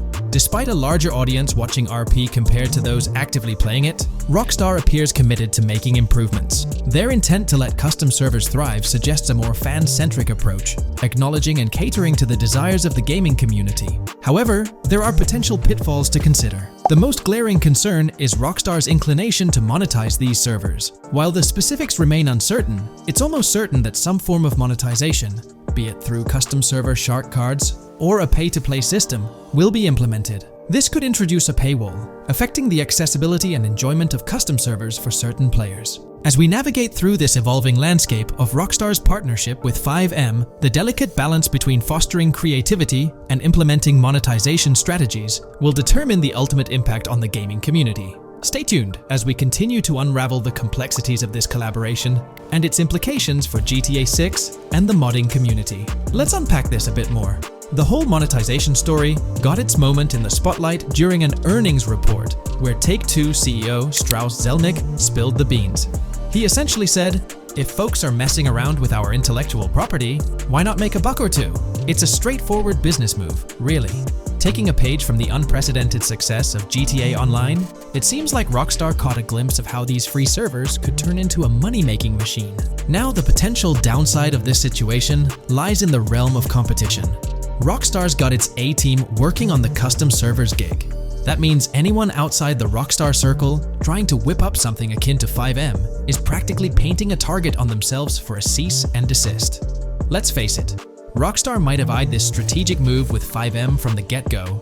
However, with those servers gaining crazy popularity and the game becoming a sensation on Twitch and YouTube, shutting it down wouldn't have been the smart play. Instead, they pulled off a masterstroke, acquiring the team behind the biggest servers, effectively cornering the market and positioning themselves to profit from any potential imitators. Now, with GTA 6 on the horizon and servers in the works, Rockstar's sitting pretty. Some in the gaming community are even giving them a nod for finally throwing a bone to the community. But, and there's always a but, at the end of the day, Rockstar's the one making the rules. We'll all have to toe the line because, quite frankly, there won't be any other alternatives in the neighborhood. So, buckle up for Rockstar's GTA roleplay. It's going to be a wild ride. The landscape has already witnessed the repercussions, with servers and mods being handed the shutdown ticket for not playing by Rockstar's latest rulebook. The new mandates include a strict no to real-life vehicles, mission mods, and porting old Rockstar maps or assets rules that weren't in the playbook just a couple of years back. Now, while the financial backing from a mega corporation might seem like a savvy move on the surface, there's a lingering skepticism about whether it'll blossom into the fairy tale ending we've all been envisioning. It's a bit premature to slap a final verdict on the fate of FiveM once GTA 6 hits the stage. Now, let's consider the potential repercussions for the vibrant RP community. While the partnership between Rockstar and FiveM could bring about positive changes, there's an underlying worry within the RP enthusiasts. The fear is that with increased control and potential monetization, the organic and immersive RP experiences that players have come to love might face disruptions. RP communities thrive on creativity, flexibility, and a sense of autonomy. If Rockstar's influence leads to more rigid guidelines, it could alter the dynamic of these communities, potentially affecting the unique narratives and interactions that make RP servers so engaging. As we contemplate the potential impact, it's essential to look beyond the immediate horizon of GTA 6. The dynamics established through this collaboration could set a precedent for future interactions between gaming giants and modding communities across various games. Whether it becomes a model to be emulated or a cautionary tale will be closely watched by both players and industry stakeholders. The future of FiveM and the broader modding community remains uncertain as GTA 6 inches closer to release. While concerns exist, there's also room for hope. The collaboration might lead to a harmonious blend of official support and community-driven creativity, enhancing the gaming experience for everyone involved. As players, content creators, and modders navigate this uncharted territory, the one constant is the love for the game and the shared hope for a positive evolution in the gaming landscape. Taking a stroll down memory lane, Rockstar's track record with monetization doesn't exactly calm the nerves. Add to that the current scenario where they're laying down the law for the CFX team, dictating what's permissible and what's not. This conjures up a cloud of uncertainty regarding the future of both FiveM servers and the broader modding community. Personally, I'm a big fan of RP servers and that immersive content. It's my cup of tea. The idea that the same company that set the stage with GTA 5 might potentially tarnish FiveM, turning it into a monetized maze with no alternatives, that's a bit of a buzzkill. Yet, here we are, in the waiting room until GTA 6 steps into the limelight. Hey there, great news for GTA fans. GTA 6 is making some big changes to the series. We've got a load of interesting info about the game that you should definitely hear about. Just a heads up, the details we've got are from leaked online footage, but sorry, no links or showing it. Still, loads of cool stuff to share, like new animals, AI changes, RPG elements, and more. Let's dive in. Fact 1: interactions with NPCs are getting way cooler. You'll have choices like threatening, robbing, shooting, or restraining them. Some missions will even have gesture-based actions, like Red Dead Redemption 2. Car damage is more realistic, and the insides are crazy detailed, with working dashboards. Fact 2: let's talk weapons. GTA 6 is changing things up, taking a page from Red Dead Redemption 2. Instead of a big weapon wheel, you'll have slots for small firearms, melee weapons, rifles, and shotguns. No unlimited weapons, but you can drop and pick them up as you go. Fact 3: in the developmental phase, there was a sighting of Arthur Morgan's hat, though it's uncertain if this will make it to the final game. Players now have the option to surrender to the police during a robbery, which adds a thrilling twist. Police response time has been updated to feel more real, displaying a timer that varies based on the crime's severity. A murder, for instance, prompts a faster response than a robbery. The maximum wanted level is capped at 5 stars in GTA 6, and the possibility of a 6-star level seems improbable in the current gameplay being developed. By the way, I'm holding a monthly giveaway for a PlayStation 5. You just need to subscribe and you're entered. Now, back to the video. Fact 4: police AI has significantly improved from the last game. Instead of rushing in blindly, they now exhibit more realistic and intelligent behavior. If you commit a crime and flee in a vehicle, cops will note the specific vehicle and license plate, making evading them more challenging. Fact 5: let's talk about the strong emphasis on indoor locations in GTA 6. There's a bunch of different interiors to explore, like nightclubs, motels, hotels, restaurants, pawn shops, supermarkets, fast food joints, gun stores, shooting ranges, and the Vice City metro station. Plus, they've added working elevators for a more immersive feel. Interestingly, there's a risk of players getting banned from stores, which adds a twist. Fact 6: moving on to the characters. GTA 6 introduces 2 protagonists, Jason, played by Brian Zampella, and Lucia, portrayed by Alexandra C. Echevarri, who happens to be the franchise's first playable female character. You can switch between them instantly. They're also a couple, drawing inspiration from Bonnie and Clyde. Fact 7: clothing in the game behaves realistically. You can wear accessories like sunglasses, watches, wristbands, and hats in different ways. The detail is pretty cool, with sweat, dirt, and wrinkles adding to the realism. Fact 8: GTA 6, internally dubbed Project Americas, had a codename during development, like GTA 5, called Rush, and Red Dead Redemption 2, Bonnier. Originally, the plan was for a bigger map covering North and South America, but changes in Rockstar's approach scaled it down. Still, it's shaping up to be a memorable experience with its features and locations. Fact 9: GTA 6's map is officially bigger than GTA 5. This time Vice City takes the spotlight, a Miami-inspired area with its surroundings, giving players a vast and diverse landscape. There's even a lake in one of the videos that hints at a significant part of Florida being in the game. Fact 10. Hold on to your seats. The jetpack's back. Shooting out of cars is on the cards too, adding more thrill. And get this, GTA 6 introduces 18 brand new vehicles to the franchise. Fact 11. In GTA 6, you'll bump into various events, like random mugger encounters and NPC-hosted yard sales. There are hints at riding events, which could mean horse riding, maybe even involving the Red Dead Redemption 2 team. Fact 12. New firepower alert. The spear gun's making its first appearance, letting players shoot underwater spears at their targets. Plus, there's a bunch of gear you can use, like binoculars, cut-off tools, flashlights, immobilizer bypasses, slim jims, USB drives, tasers, zip ties, and auto dialers. Fact 13. The game has RPG stuff like weight and muscle management, seen in the Spool Couple Workout Challenge. Leaked footage showed Jason and Lucia's apartments. For example, Jason's place has a bathtub for in-game baths. Fact 14. Rockstar's planning to add new missions and cities regularly after GTA 6 launches. Whether this is for online or story mode isn't clarified yet. Expect an improved cover system, better than what we've seen in other Rockstar games. Fact 15. Make sure not to overlook the Kingston Hotel. It's a lively spot with pool parties and live music, making GTA 6's world even more vibrant. Fact 16.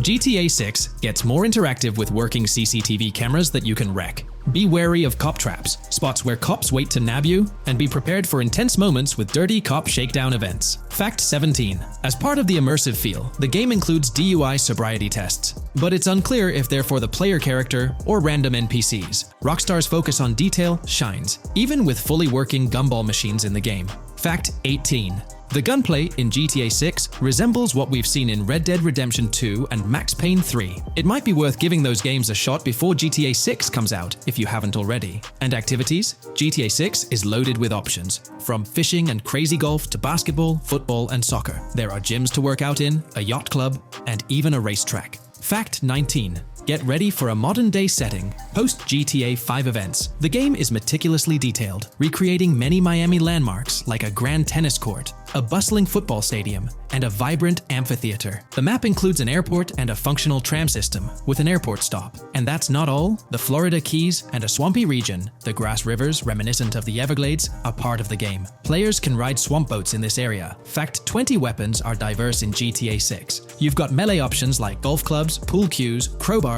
and bats, along with a range of firearms from pistols to snipers and RPGs. You can even customize how your character holds weapons. Plus, there's a bunch of throwable stuff like grenades, molotovs, and even golf balls. Fact 21.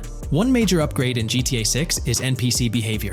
NPCs will come in different sizes and shapes, and their reactions will feel super real. If you wave a gun around, folks nearby might freak out. The game's also getting an intense injury system, including concussions. Fact 22. Next up, the amazing visuals and new features. Your character will grow facial hair naturally over time. Plus, the GTA 6 world will have a social platform called WhatsApp, kinda like a fun version of WhatsApp. And good news for fans, spoof versions of social media like Life Invader, Facebook, Bleeder, Twitter, and Snapmatic, Instagram, are making a comeback. Fact 23. Now let's talk about our main characters, Jason and Lucia, each with their own and a shared inventory. Your inventory can carry various items like wine, soda, and fruit. Also, there's a duffel bag system for easy transportation of supplies and weapons. Fact 24. Rockstar's being more cautious in storytelling, steering clear of offensive jokes, and being considerate about groups that might feel targeted. The story goes through chapters, like Red Dead Redemption 2's approach. Fact 25. GTA 6 is loaded with side activities, from backyard wrestling and racing to UFO events and beach bonfires. Small stuff matters too, like picking up cans from the ground.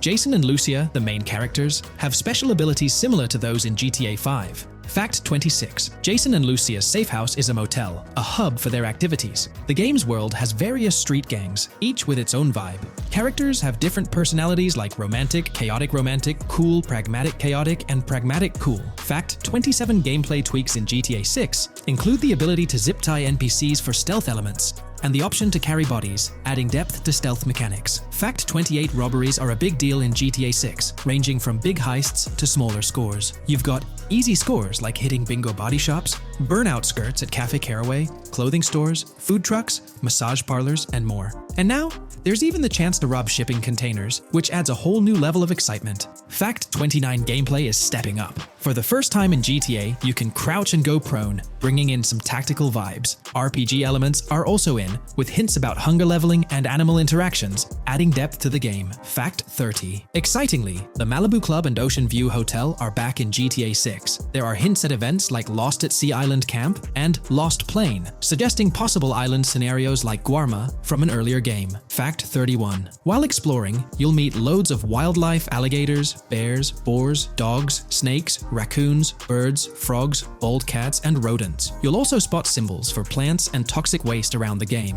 Fact 32. In the game, watch out for the Scarface crime scene, maybe a nod to Tony Montana as an Easter egg.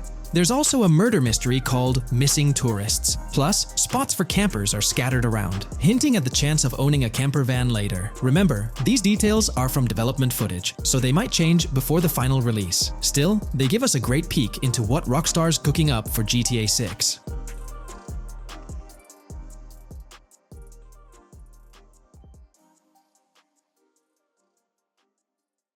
Today's video dives into the NPC AI patent, focusing on virtual navigation in Grand Theft Auto 6. This patent sheds light on the intricacies of in-game traffic, promising a heightened level of realism compared to previous iterations. We'll explore the notable enhancements Rockstar has implemented, creating a more sophisticated system that elevates the gaming experience. By examining various sources, we aim to provide a comprehensive overview of this navigation system, offering insights into what Rockstar has in store for NPC navigation in GTA 6. Let's delve into the details of this intriguing patent. System and method for virtual navigation in a gaming environment. Let's break down this patent for a moment. Essentially, it gives us insight into how non-playable characters operate within the game environment. They explain that NPCs' actions are controlled through artificial intelligence, allowing for real-time decision-making based on preset algorithms. In many systems, this is achieved through nodes and links, where each node contains important data that influences NPC movement. For example, in a game involving vehicles, this data could include factors like vehicle speed, lane width, road type, and number of lanes. Now, these nodes are essentially waypoints that NPCs follow to navigate from one point to another. In simpler sections of the road, these nodes might be connected linearly, guiding NPCs straightforwardly. But in more complex areas, like junctions, the nodes become more intricate. Take a basic intersection, for instance. A vehicle approaching it would have several exit options, leading to a branching network of nodes. In older systems, like the one used in GTA 5, NPCs might make decisions at these junctions based on simple rules, sometimes leading to behaviors that seem a bit random. However, this conventional method has its limitations, especially when it comes to handling various factors like weather conditions, changing lanes, parking cars, or anticipating road exits. In these situations, the old system could falter, as NPCs might not adapt well to the dynamic environment. One downside of the node-based system is its limited capacity to replicate real-life factors that humans naturally consider. Another drawback is its constraint in automating NPCs effectively. Due to memory and processing limitations, only a set number of NPC-controlled cars can be spawned in the game. Naturally, players crave a more immersive experience with a greater number of NPC-controlled cars on the road. Moreover, in conventional systems, NPCs often repeat the same actions, and some may even disappear as players get closer to them. Additionally, in GTA 5, the system relies on local traffic avoidance for NPCs to steer clear of collisions. This means that NPCs continuously scan their immediate surroundings each frame for any obstacles like vehicles, pedestrians, or objects. Using a front-facing polygon, they gather data about the road layout and calculate the optimal steering angle to dodge obstacles or stay on the road. It's worth noting that this process occurs independently for each frame, without any reference to previous frames. This results in slower detection, as the system may not recognize a road blockage promptly. Instead, it interprets the obstruction as something to be avoided, without distinguishing it as a complete road blockage. Recognizing these limitations, Rockstar has engineered an NPC system that addresses these shortcomings of conventional systems. This advanced system efficiently manages NPC nodes and node graphs, yielding optimal outcomes while circumventing hardware and software constraints. NPCs in this system demonstrate heightened spatial awareness and adaptability, capable of altering routes based on real-time data from the environment. Moreover, this innovative system synergizes with the tagging mechanism discussed in earlier discussions. Through node analysis, the system identifies tags, such as indicating a road leads to a junction unsuitable for large vehicles. Consequently, large vehicles are deterred from entering. Furthermore, NPCs within this system consider various attributes of vehicle types, models, including speed restrictions, acceleration and braking capabilities, top speeds, cornering abilities, and vehicle size. NPCs will consider a plethora of data from their surroundings, leading to heightened situational awareness. Video games are populated by NPCs who are able to make real-time decisions based on their environment. Games use a specific system for NPCs to traverse the game world. However, this system is very limited, and thus the decisions NPCs can make are very limited as well. NPCs in vehicles only consider their close vicinity, but nothing else. Also, to avoid collisions, NPCs only consider the last generated frame and base their reaction on that. No prior frames are considered. Rockstar has invented a new system which aims to fix these issues and make NPCs more intelligent, and thus make the game world feel more realistic. NPCs can now consider factors like traffic, as well as account for changing lanes when parking cars, anticipating a road exit, weather conditions, and the like. There are more than a predetermined number of NPC-controlled cars in the game now for a realistic experience for the player. Vehicles can now plan accordingly in case there is any type of road blockage. This also applies to police cars being able to navigate their way through traffic during a chase. I'd like to highlight another breakdown of the patent, which dates back 3 years ago. Let's delve into it. Takeaway from yesterday's patent post. I've read over the patent post from yesterday, and I noticed a lot of people missed the most exciting information in it. I'll sum it up in non-technical language. It's essentially a method to improve vehicle AL when driving currently. When NPCs drive on the road, they can sense a few cars around them to determine crashes or other things to drive around. This is dumb AL, as it has very few factors to take into account, and requires a lot of computational resources. This is why vehicles despawn when far away to free up the CPU. Rockstar's patent describes a system that primarily will change this and give NPCs more situational awareness. They will essentially have an objective of navigating from one location to another. Simplified, but is essential in making routines similar to RDR2, and be able to take into account other external factors. Coolest of all, NPCs will still exist when your game isn't rendering them in this implementation. Specific examples mentioned by Rockstar state they will be able to use weather conditions, traffic, and crashes to determine where to go. Some areas might be dangerous in the rain, they might avoid it. If an area has too much traffic, they will avoid it. Possibly destructible environmental areas could be reacted to. Similar to bridges in Just Cause, this point is speculation, however. Cars will also be able to take into account number of lanes and speed in their decisions. NPCs will be also able to take into account high-speed chases and be able to navigate if they themselves are speeding. There will also be other reactions that are mentioned specifically, such as changing lanes before a highway exit appears, and as Rockstar puts it, driving slower on residential-type roads, or having to perform certain maneuvers to avoid oncoming traffic on single-lane streets. The large part they also mention is this implementation uses a lot less processing power. The NPC schedules can be relayed by a central server.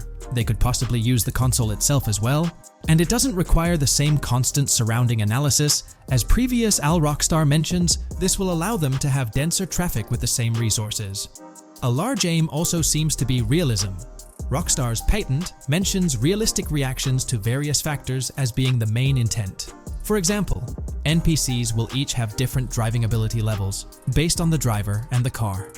Essentially, each driver will have its own profile and have unique driving characteristics as well as skill level. Some might speed, others might not. Each vehicle will also affect the driving of these drivers.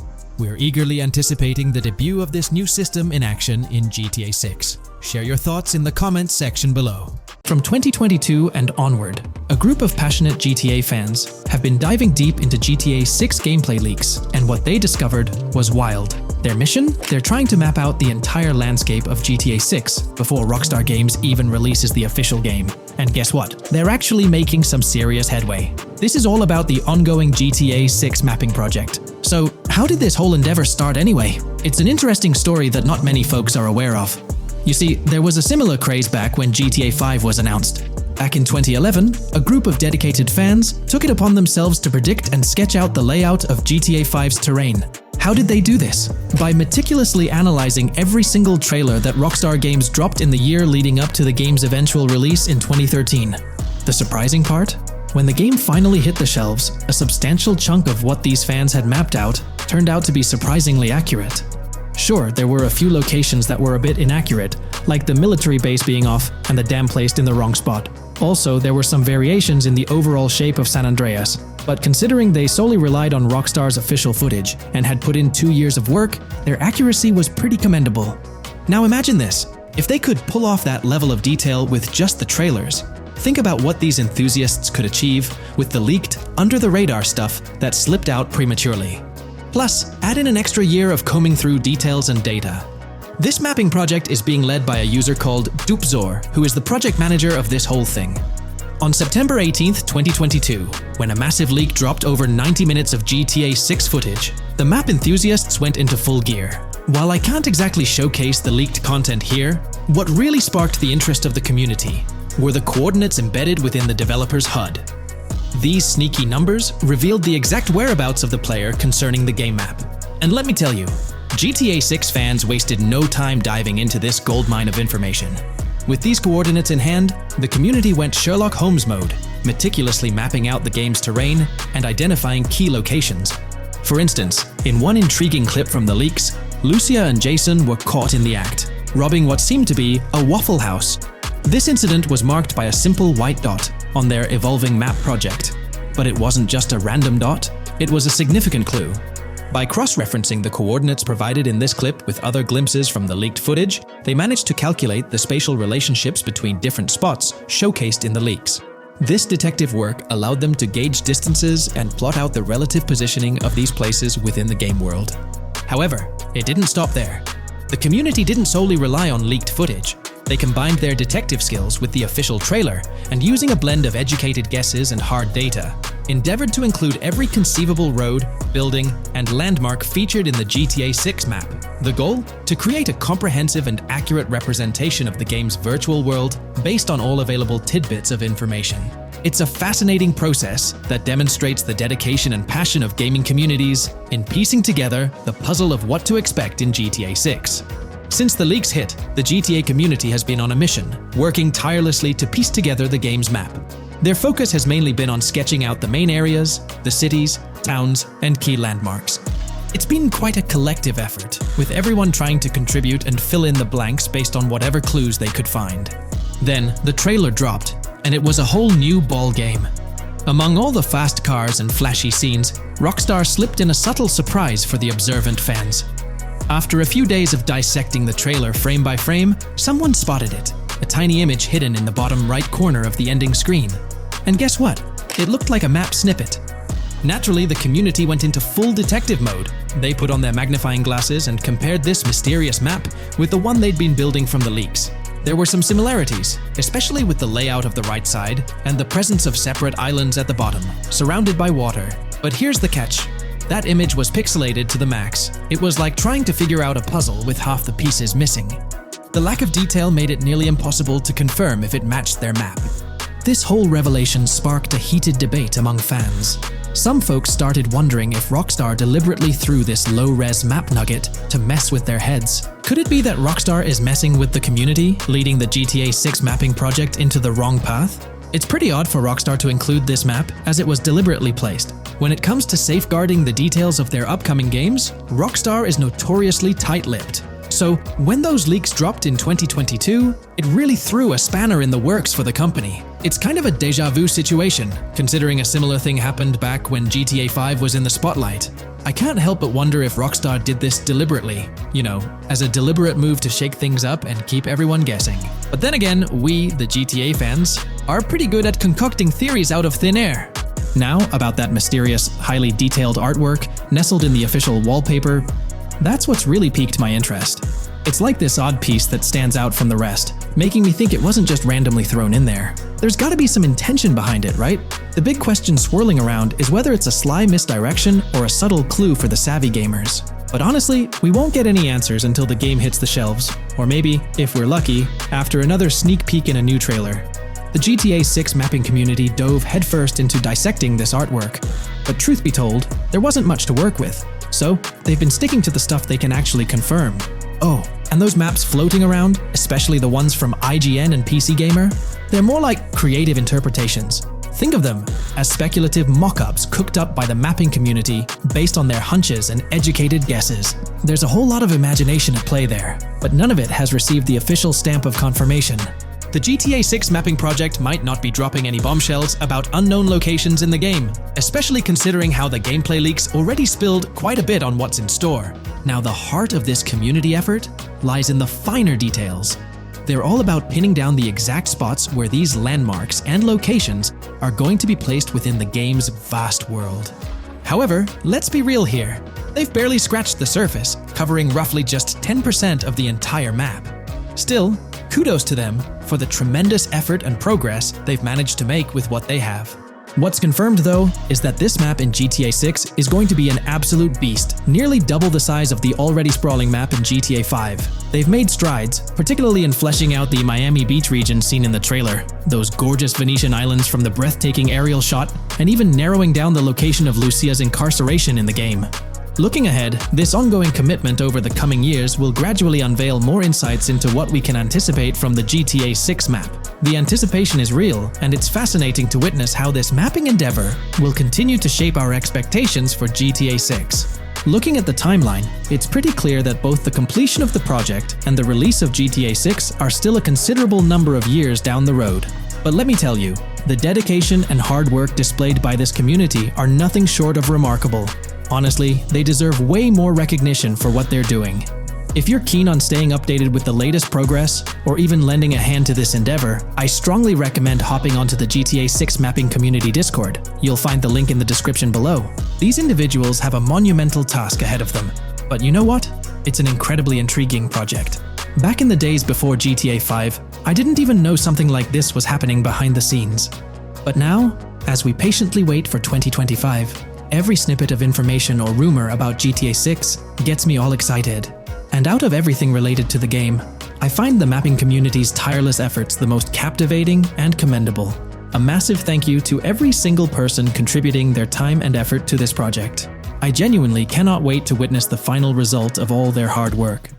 Today, we're delving into the realm of GTA 6 Online, the upcoming multiplayer aspect of Rockstar Games' Grand Theft Auto 6. We'll dissect all the insights gathered from leaks back in 2022, alongside an intriguing anti-cheat patent filed by Rockstar's parent company, Take-Two Interactive. This patent offers a glimpse into how the forthcoming online experience aims to ensure a safer environment compared to the current GTA Online. Furthermore, we'll explore a novel method Rockstar plans to implement in GTA 6 for managing online sessions.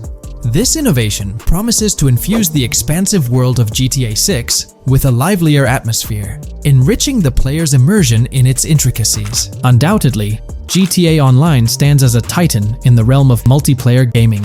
Its enduring popularity has significantly contributed to the ongoing success of GTA 5 over the past 11 years. This success owes much to Rockstar's astute strategy, crafting a robust core game with GTA 5 and then supplementing it with regular content updates for the online segment.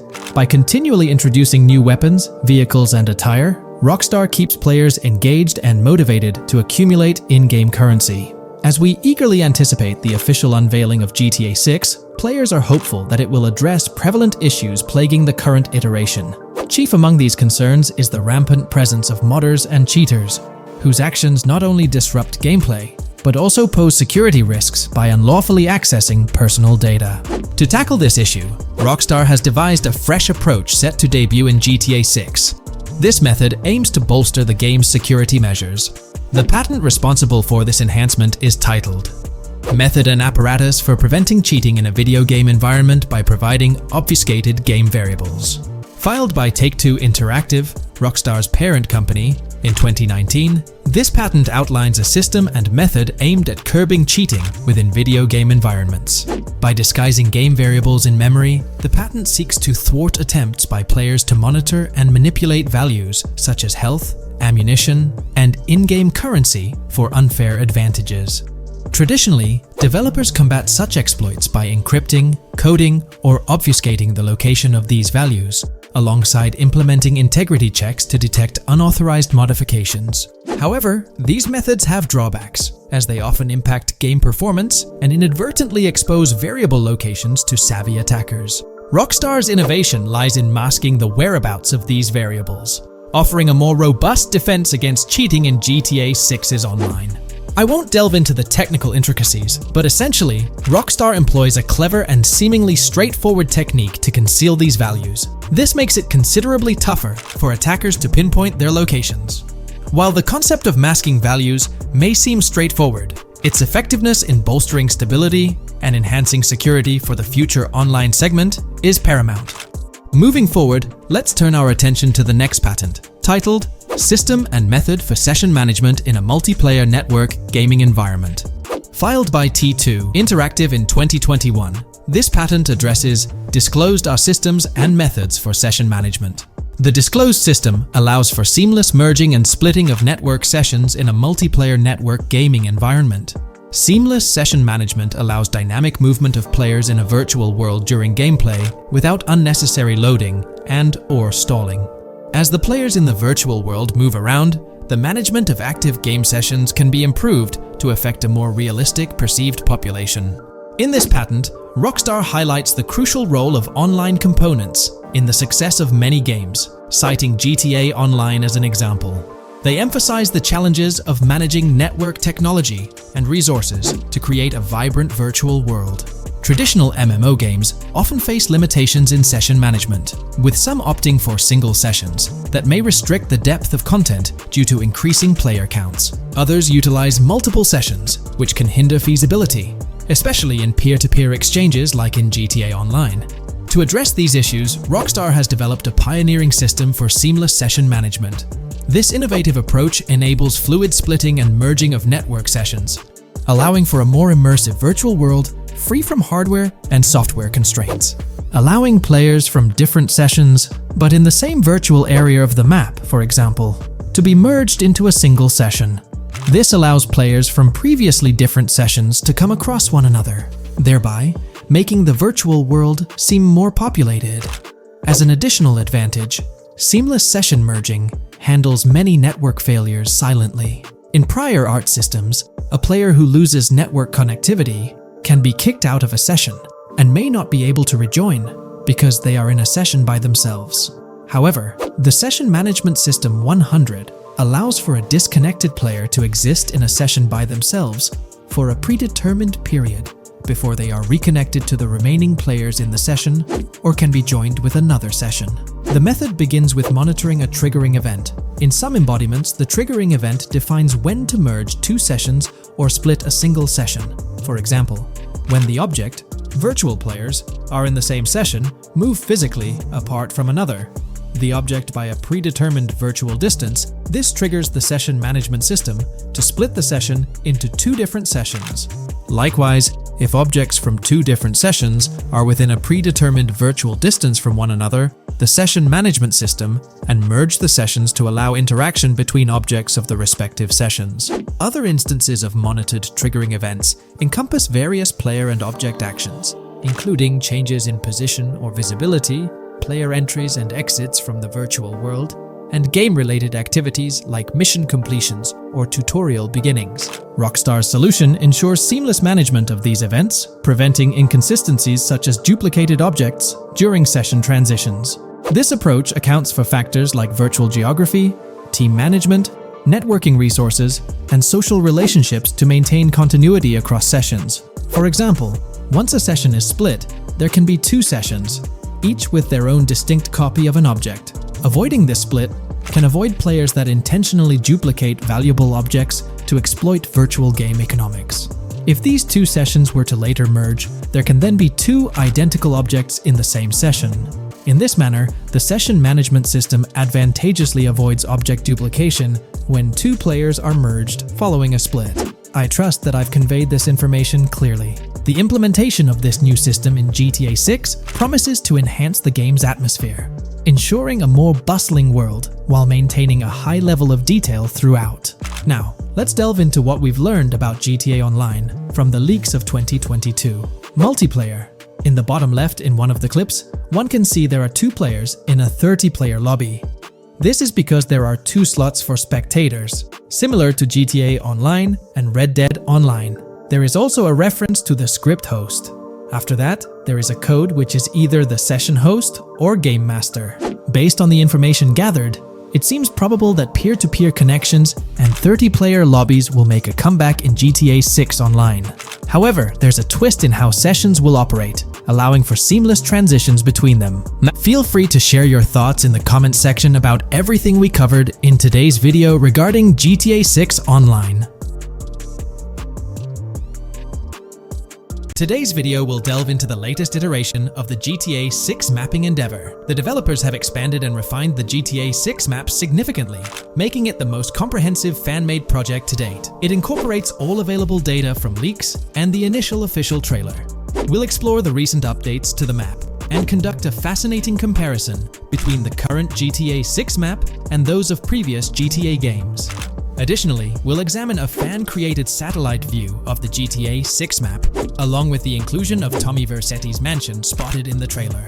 All of these elements will be discussed in detail throughout this video. Let's kick things off with the GTA 6 mapping project. Changes have been implemented across all regions of the map.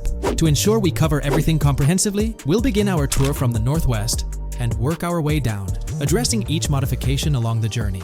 Firstly, the map's dimensions have been expanded from 16,000 by 16,000 to 18,000 by 18,000 to accommodate the newly added landmass. Each square on the map measures 500 x 500 meters. Based on the latest estimations, the map will be larger than before, requiring more space to accommodate all its features. Currently, the northern portion of the map remains unknown, which contributes to its perceived size. Hence, the map extends beyond what's visible on the screen. According to rumors, the GTA 6 map is speculated to encompass 3 major cities. Presently, we're aware of 2. Vice City, the largest city, and Port Gorn, which has undergone further expansion in the latest map update. The third location, Yorktown, is anticipated to be modeled after Tampa. Rumors suggest that it could be the 3rd major city featured on the map.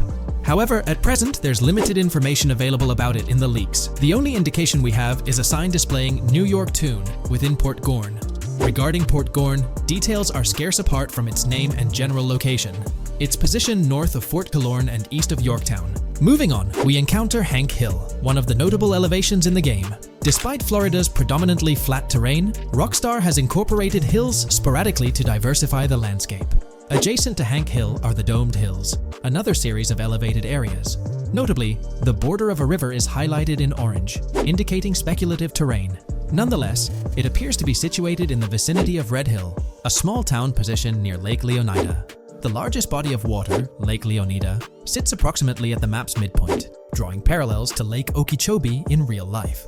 To the north of Lake Leonida lies Fairyland Forest, a wooded area neighboring Fairyland, a playful nod to Disney World. To the east of Lake Leonida, you'll find Ambrosia and Laurel, 2 additional small towns, along with North Beaches. Heading south from Yorktown, we reach Port Gorn, which has undergone expansion westward. The buildings and roads depicted in black and grey correspond to those visible in leaked footage and the trailer. Roads highlighted in red, along with orange borders, remain speculative. However, the port area shows 2 speculative buildings and a portion of the border that's confirmed. The Bay Area has seen overall enlargement, including modifications to the speculative islands near Port Gorn. Additionally, a newly added section featuring small islands and a confirmed border indicates further expansion. With these developments, Port Gorn's size may rival that of Vice City.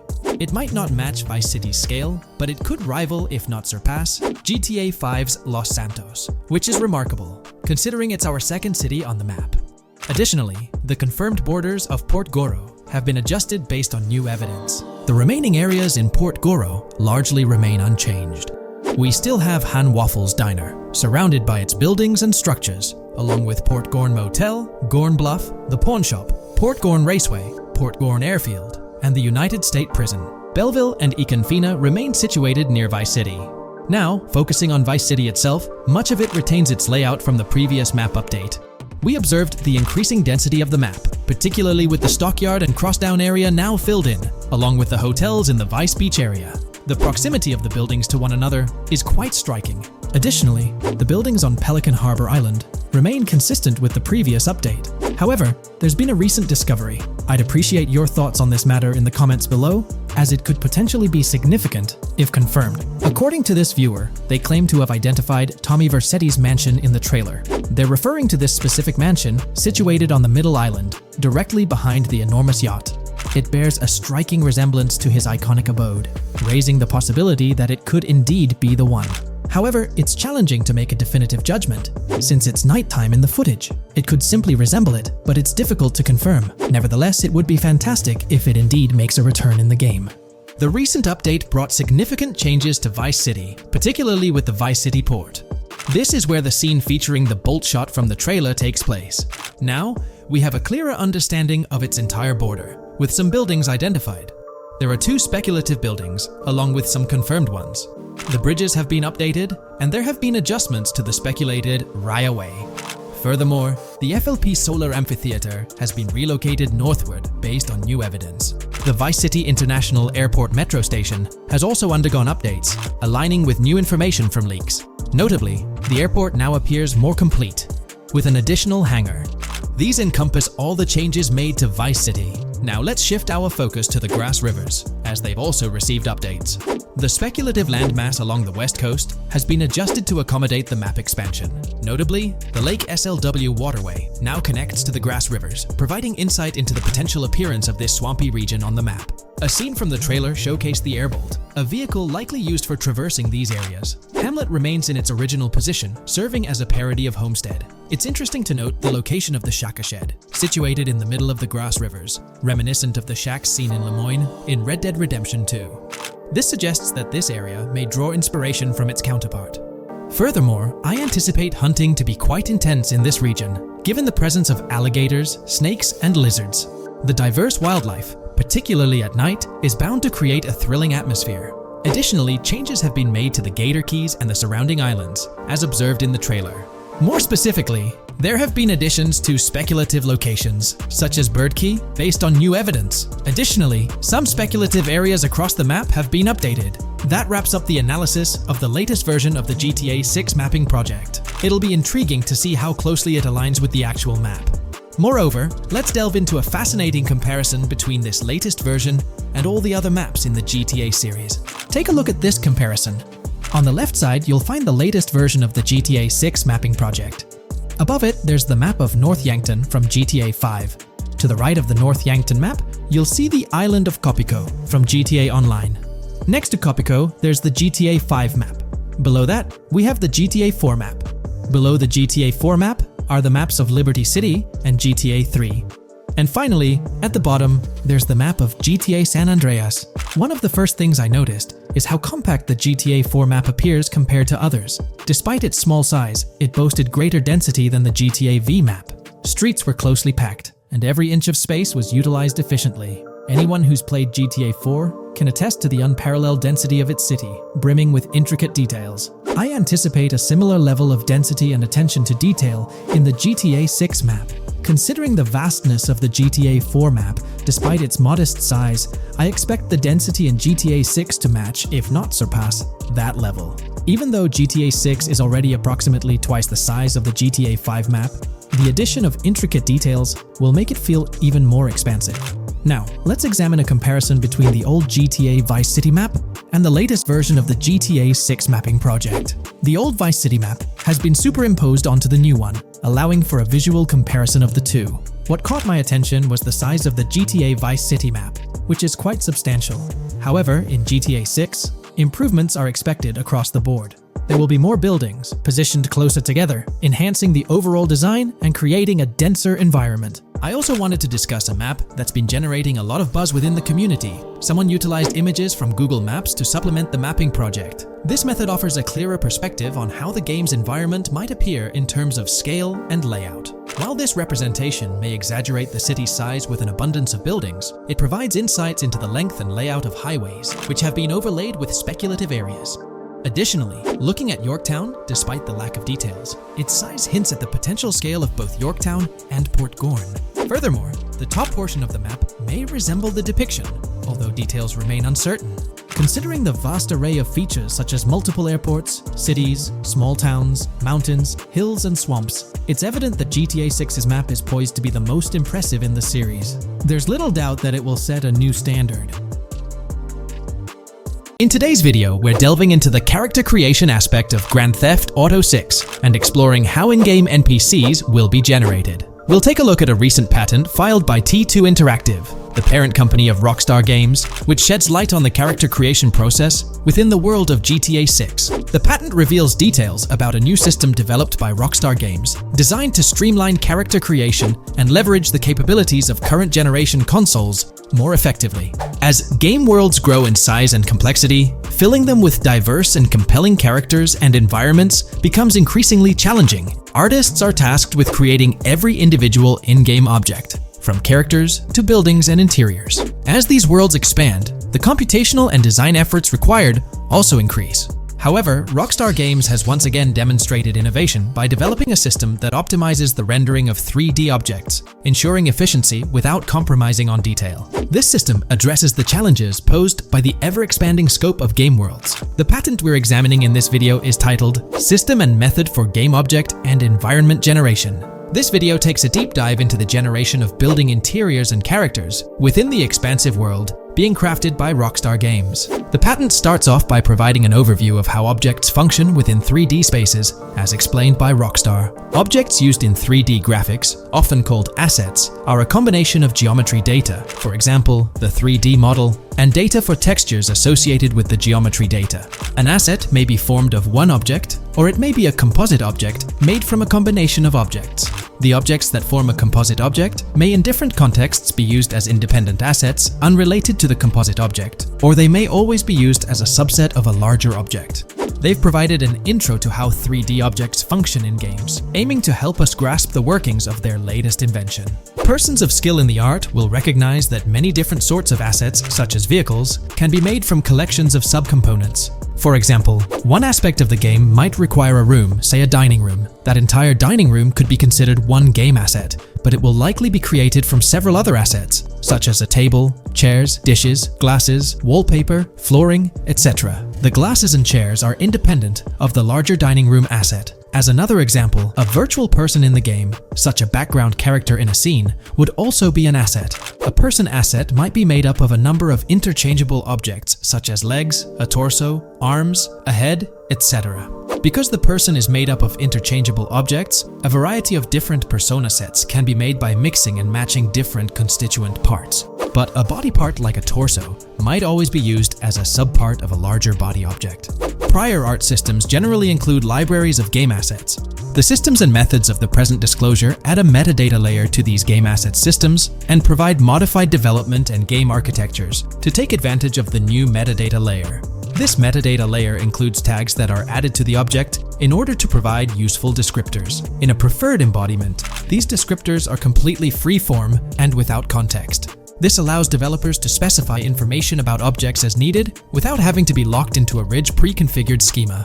Rockstar's new system introduces an additional metadata layer and utilizes tags for enhanced functionality. In the next section, they provide examples illustrating how this tagging system will operate. For instance, characters and virtual beings within the game world will be assigned tags like skinny, chubby, average, attractive, ugly, young, old, and so on. They explain that this tagging system won't just apply to the 3D models or textures alone, but to the entire object package, which includes the model and its associated textures. Essentially, every aspect of a particular character will be tagged. For example, skin textures for elderly characters will be tagged as old, while arms and torsos for heavier characters will be tagged as chubby. They also list other tag examples provided by Rockstar, such as sporty, hipster, emo, preppy, nerdy, luxury, basic, new, worn out, business, and formal. Moreover, each component can have its own tag, and there can even be collections of assets with tags. Furthermore, they explain that all these assets can be stored on servers for easy developer access via an application programming interface (API). Additionally, these assets can be stored in various formats like XML, limited text, binary encoding, relational databases, and others, depending on the developer's proficiency. The systems and methods of the present disclosure further advantageously use the metadata via a rule set layer that uses the metadata to increase the speed and efficiency of game rendering, world or scene creation, game script execution, and rendering fidelity. In particular, the rule set allows designers to add context to the tags and to control their use by setting rules for the asset usage and the asset's interaction with the game and other objects. These rules are unrestricted and can be used to provide a wide variety of different capabilities and restrictions for objects. Let's take a look at how these tags will be put into action. For instance, if a jacket object is created, a tag like additional top garment can be assigned to it.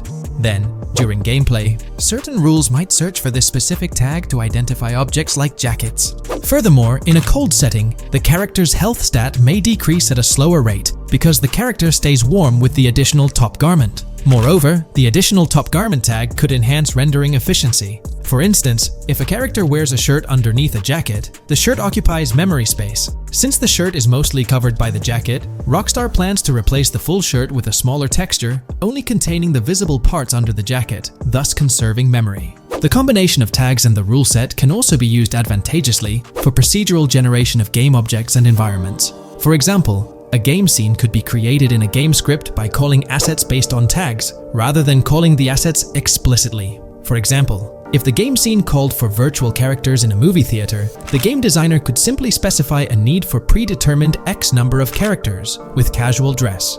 If the designer wanted a sci-fi movie playing at the theater, it might also call for a higher percentage than normal of characters tagged nerdy. The metadata rule set interface would interpret these general instructions at game runtime to randomly generate virtual characters fulfilling those needs. Additionally, this system offers increased efficiency. For instance, the entire character object doesn't need to be packaged before streaming to the GPU for processing. Instead, they can be generated directly on the GPU using existing model and texture assets. Of course, Rockstar aims to utilize as many preloaded GPU textures as possible, while maintaining a realistic variety in the scene. Moreover, this system allows them to control the number of preloaded textures used in a scene. For instance, more textures can be preloaded for complex scenes and fewer for simpler ones. The goal of this video is to provide an overview of the key aspects of this new system, so I won't delve into every example described in the patent. Turning to the details of the specified metadata, in a particularly advantageous embodiment, the following metadata is included for each model and texture: IDs, property tags, match tags, randomization restrictions, expression data, and optimization data. While this selection of metadata has been found advantageous, different groupings and subsets of these tags can be mixed and matched as needed to accomplish particular design goals without departing from the spirit and advantages of the present disclosed inventions. The uses, embodiments, and benefits of each of these fields are described as follows. These elements constitute the metadata, and while I won't delve into each one individually, they essentially represent the various tagging methods Rockstar employs to organize models and textures. These tags facilitate accurate and efficient filtering and sorting of assets within the virtual world. I trust this video provided you with an understanding of the tagging system Rockstar has devised. I'm personally excited about the potential for greater NPC variety in this vast world. Feel free to share your thoughts in the comments below. In today's video, I'll be discussing the recent developments in the GTA 6 mapping project. We'll delve into the latest additions, including new locations featured in Trailer 1, adjustments to existing locations, refinements in certain areas, and exciting discoveries from the latest trailer, such as the yacht interior, surfboards, Princess Robot Bubblegum, and more. Let's start by examining the mapping project itself. It's been some time since our last update on this front, and there have been notable changes to the map since then. This iteration represents the most recent version of the GTA 6 mapping project, spearheaded by Dupes 0R. Below, you'll find a roster of individuals who have contributed to this endeavor, and it's worth noting that this list has been recently updated. This project stands as the largest and most comprehensive effort within the fan community, with the goal of predicting the map of GTA 6 as accurately as possible prior to its official unveiling. Dupes0R mentioned that there's still an extensive list of elements to incorporate and modify, but for now, this update suffices. Anticipate further alterations to the map in subsequent updates. This iteration represents the latest version of the GTA 6 mapping project. Notable adjustments have been made to the legend and the manner in which various elements are annotated on the map. All markers now include viewing cones to indicate their general viewing direction. However, it's important to note that the angle of these cones is merely symbolic.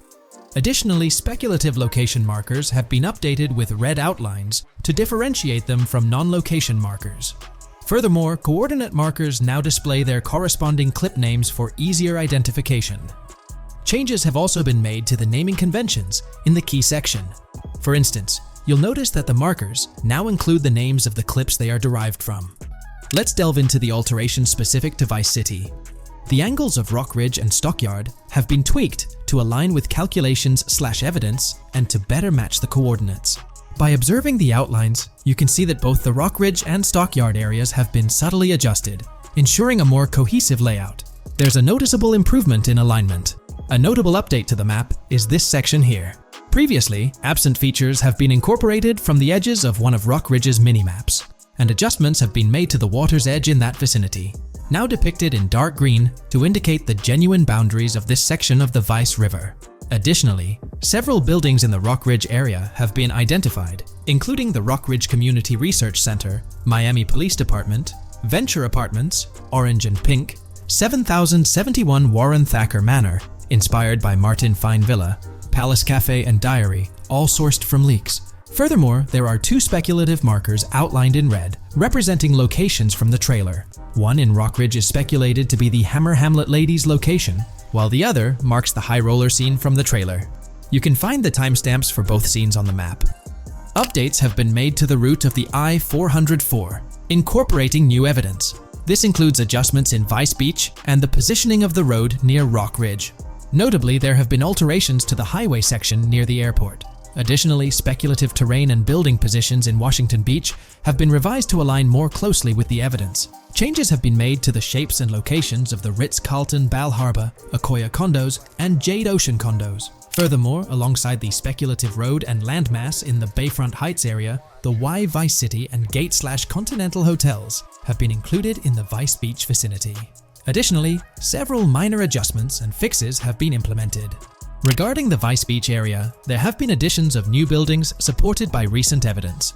These include 200 Ocean Drive, 260 Ocean Drive, 1043 Washington Avenue, Beach Park Hotel, and Council Towers North. Moreover, over at Brickell Key Island, two new buildings, Brickell Key 1 and Brickell Key 2, have been introduced.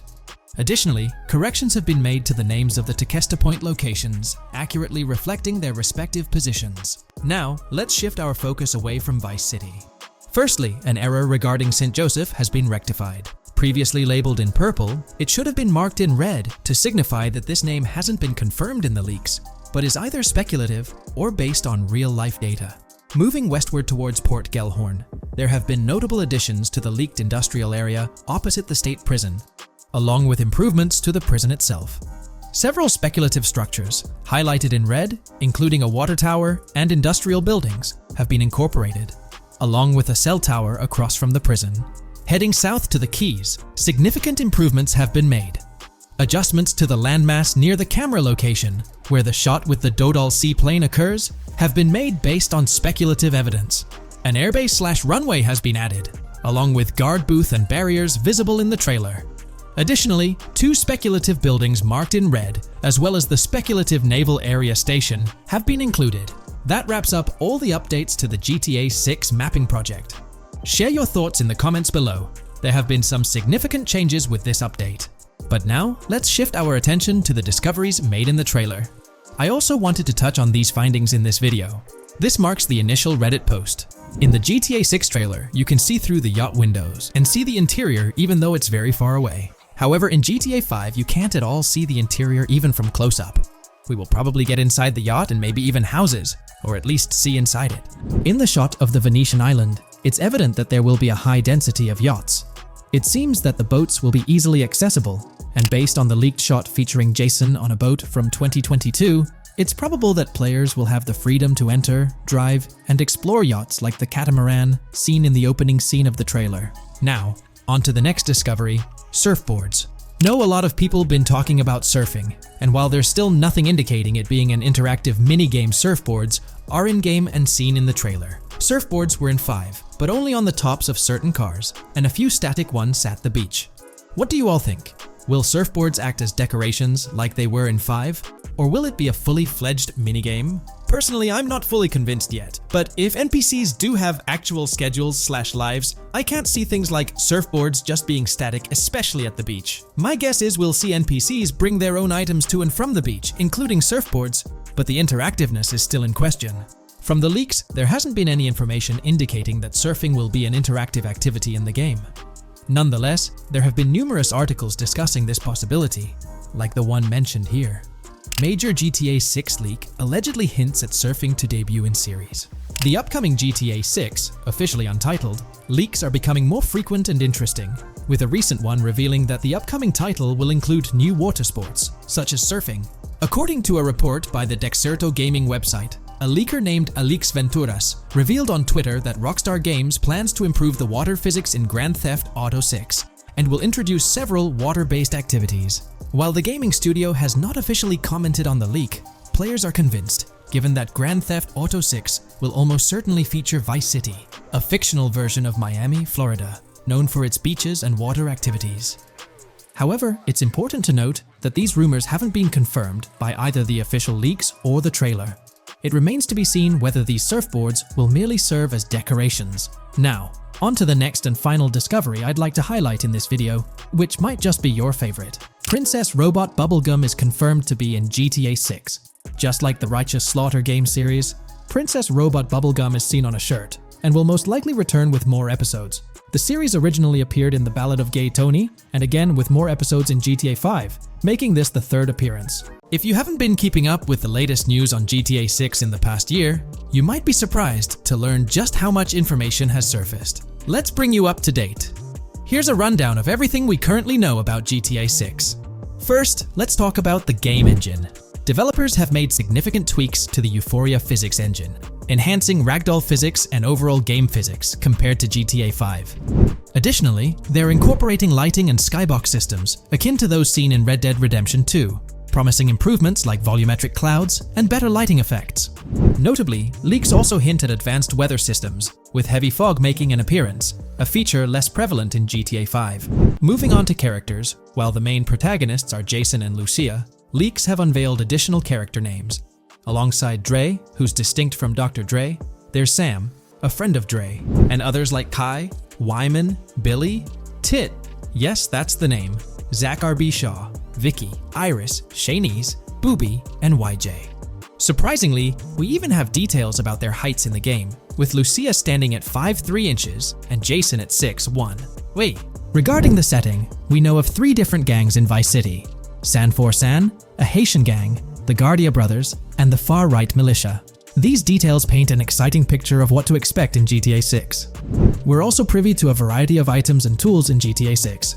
Among these are the auto dialer, binoculars, immobilizer bypass, cutoff tool, painkillers, pool cue, trauma kits, golf driver, food and drink, golf putter, USB drive, golf iron, crowbar, golf wedge, torch, slim gem tracker, jammer, duffel bag for looting, cigarettes, and a loot backpack.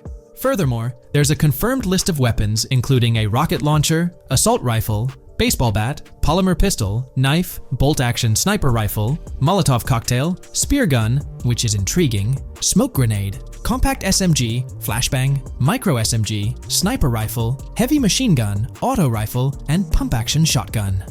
The weapon wheel, much like in Red Dead Redemption 2, will be divided into 3 sections: weapons, equipment, and gear. It's interesting to note that players can hold different weapons in each hand, with a quick item inventory displayed in the bottom left corner of the screen. While leaked recreations of the weapon wheels offer a glimpse, it's likely that the final version may evolve as the game progresses in development. In one video snippet, an NPC is seen firing at Jason, prompting a health tip to appear on the left side of the screen when Jason's health drops. If you find yourself injured in GTA 6, your health will regenerate slowly over time. To speed up the process, you can access your weapon wheel and use a recovery item. In GTA 5, health only regenerates up to 50%, requiring snacks for full recovery. It seems in GTA 6, you might naturally regenerate to full health, albeit at a sluggish pace. While not confirmed, it's implied that using a medical item will hasten the healing process.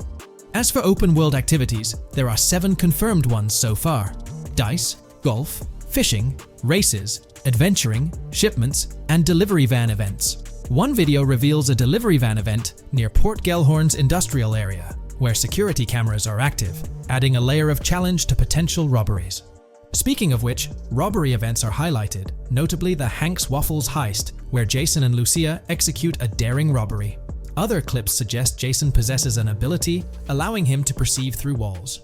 Additionally, there are events centered around searching vehicle trunks for either valuable items or nothing at all. Lastly, delivery and pickup warehouse events are mentioned for Port Gellhorn, although specifics remain unclear. In terms of accessible buildings, GTA 6 promises a plethora of options including the Malibu Club, a pawn shop, Jack of Hearts strip club, supermarkets, bars, restaurants, apartments, and laundries, enhancing the immersive experience. Let's delve into the multiplayer aspect. In a leaked clip from GTA 6, we observed a multiplayer session with a player count displayed as PL2 of 32 inches in the bottom left corner. This indicates that there were 2 players present in the lobby out of a maximum capacity of 32 slots. It's reminiscent of Red Dead Online and GTA Online, where the stated capacity is 32, but practically it's 30 players plus 2 additional spots reserved for spectators. While it's hoped for larger lobbies in GTA 6, during this testing phase, it seems they were experimenting with 30-player lobbies. Moving on to collectibles, there's mention of Wyman car parts. In one clip featuring Lucia, a developer is seen placing a cardboard box with a circular icon, signaling its lootable nature. The debug text on this box indicates it as Collectibles Car Parts and Wyman Car Parts boxed Generic Used, hinting at the possibility of collecting car parts, potentially related to a character named Wyman, who speculations suggest shares an interest in classic cars with Jason. Regarding collectible hats, there's footage of Jason in an apartment, where a developer interacts with a hat labeled as an ambient collectible hat, according to debug text, hinting at clothing items being collectible ambient features within the game. Additionally, a compiled list of all brands featured in the game is provided, with acknowledgement that while some may hold relevance to the story, many may not. For convenience, the list is displayed on screen, allowing viewers to pause the video for further inspection if desired.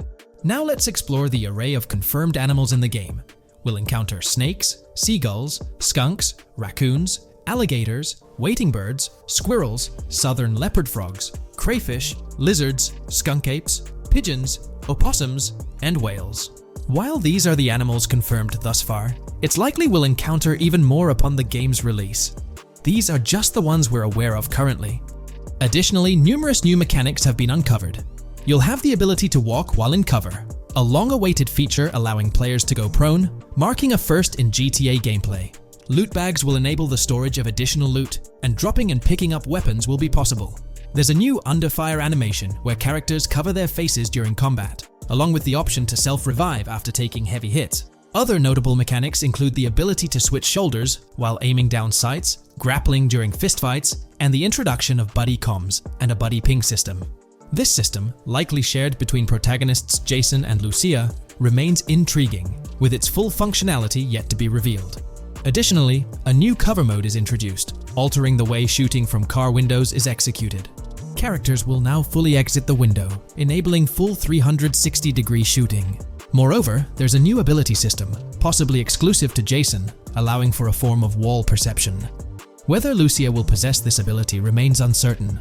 Players can also interact with more objects and NPCs, engaging in actions like carrying bodies, robbing, threatening, and conversing during robberies. Furthermore, the ability to pick up additional items like beer bottles and cans enriches the gameplay experience. Let's delve into some of the exciting new gameplay systems. Firstly, we have money laundering, which was hinted at during the Hank's Waffles robbery. An icon tracked to the car wash property displayed a washing machine with a $sign, indicating potential money laundering opportunities. This suggests that properties could be purchased with the aim of laundering money, although specifics on how this will work remain undisclosed. Nonetheless, it seems players will once again have the option to purchase certain types of businesses for illicit activities. Fences, not the ones you jump over or drive through, but rather individuals involved in illegal transactions, are confirmed to be in the game. A fence acts as a middleman, buying illegal items from players to resell them to others. Hacking will also play a role, with Lucia seen carrying various hacking tools, although it's uncertain if Jason will have access to these items as well. Previous leaks hinted at Lucia's role as the designated hacker, but only time will tell.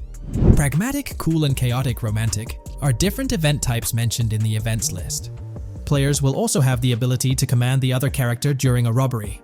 In leaked footage, a tip prompts players to check in with Jason, or hold for more options, indicating the potential to issue commands to your partner during a heist. This feature should streamline gameplay, allowing players to effectively control both characters simultaneously. Let's dive into the AI witness system and police recognition feature, which is quite significant. In the Hank's Waffle robbery video, beneath the wanted level stars, there's a mention of full description, suggesting that witnesses have detailed information about you. This implies that once identified, the police will recognize you. When Lucia enters a police vehicle, there's initially no vehicle description, but this quickly changes to a full vehicle description. This indicates that law enforcement will have detailed information about your vehicle. Moreover, the text warns that any vehicle seen entering will be noted by the authorities. This suggests that even after losing a wanted level, if spotted again in the same vehicle, the police will pursue and apprehend you. During the robbery scene, Jason is shown attempting to prevent customers with yellow icons above their heads from calling the cops or fleeing. Additionally, a female NPC inside the diner exhibits similar behavior, with her icon flickering as Lucia leaves, turning red when surrounded by cops, and then fleeing upon spotting Lucia. These advanced NPC systems indicate a more sophisticated interaction model. Regarding item sharing, Jason and Lucia appear to be able to share items between them. For instance, in one clip, Jason steals items from containers, keeping some for himself while sharing others. Unlocking doors and gates is also demonstrated, as seen in a video featuring Jason in the San Fernando area. Debug text indicates locked door panels, implying the need to unlock specific doors and gates. Moving on, let's delve into the plethora of new features, spanning 2 full pages. Firstly, there's an enhanced AI system, exemplified in a video where enemy AI targets Lucia when she turns around. These AI adversaries showcase improved decision-making, adjusting their shooting strategy based on the circumstances. Notably, they dynamically alter their position concerning nearby objects, hopefully avoiding frustrating, head-glitching tactics. Additionally, they exhibit more tactical behavior, like lowering their profile during reloads and strafing left to right while firing. NPC behavior has also received an upgrade, with groups of AI no longer wandering solo, but instead moving in clusters, reminiscent of Red Dead Redemption 2's feature. This is evident in a video where Lucia encounters a group of tourists, chatting as they pass by. This adds depth to the pedestrian dynamics, as previously seen in GTA 5, where individuals roamed independently. Now, expect to see various groups, and even couples strolling together, enhancing the game's immersion. A new feature allows players to surrender to the police during a robbery, introducing an intriguing dynamic with yet-to-be-revealed consequences. Additionally, players can purchase gumballs from vending machines, possibly serving as a health boost, although details remain speculative. Similar to GTA 5, your character's attire will become soiled over time, adding a layer of realism. Furthermore, glimpses of Jason in various states, with different hair lengths and facial hairstyles, hint at a hair growth system akin to Red Dead Redemption 2's feature. This seems highly probable given the game's lineage. In terms of sustenance, players can consume items directly from their inventory. In a gas station scene, Jason adds wine, soda, and fruit to his inventory, indicating the ability to eat and drink on the go, similar to mechanics seen in Red Dead and GTA Online. Introducing a new event type known as a cop trap, which will be strategically set up in various locations. The confirmed locations are displayed on your screen. This indicates that law enforcement will deploy different tactics to ensnare you. Alongside this, there's a new police system known as Time Until Cops Dispatch. Now, when you commit a crime, the police won't immediately appear. Instead, you'll have a brief window to evade capture before law enforcement starts converging on your location. Security cameras play a role in surveillance, but their functionality differs from GTA Online. Instead of instant detection, there's a detection meter akin to games like Payday 2 or 3. As the meter fills up, you'll need to break line of sight within a certain time frame to avoid detection.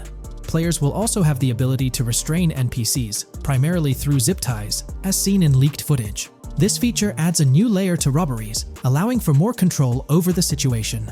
Furthermore, players can loot vehicles, as shown briefly in the Hank's Waffles video. a button prompt to examine SUV appears, suggesting the opportunity to inspect random vehicles and potentially pilfer valuables from them. In GTA 6, expect an enhanced car hijacking system. For instance, the presence of the immobilizer bypass suggests that stealing luxury cars will be more challenging. Additionally, an item called a Slim Jim will be utilized to unlock older vehicles, indicating increased difficulty in car theft.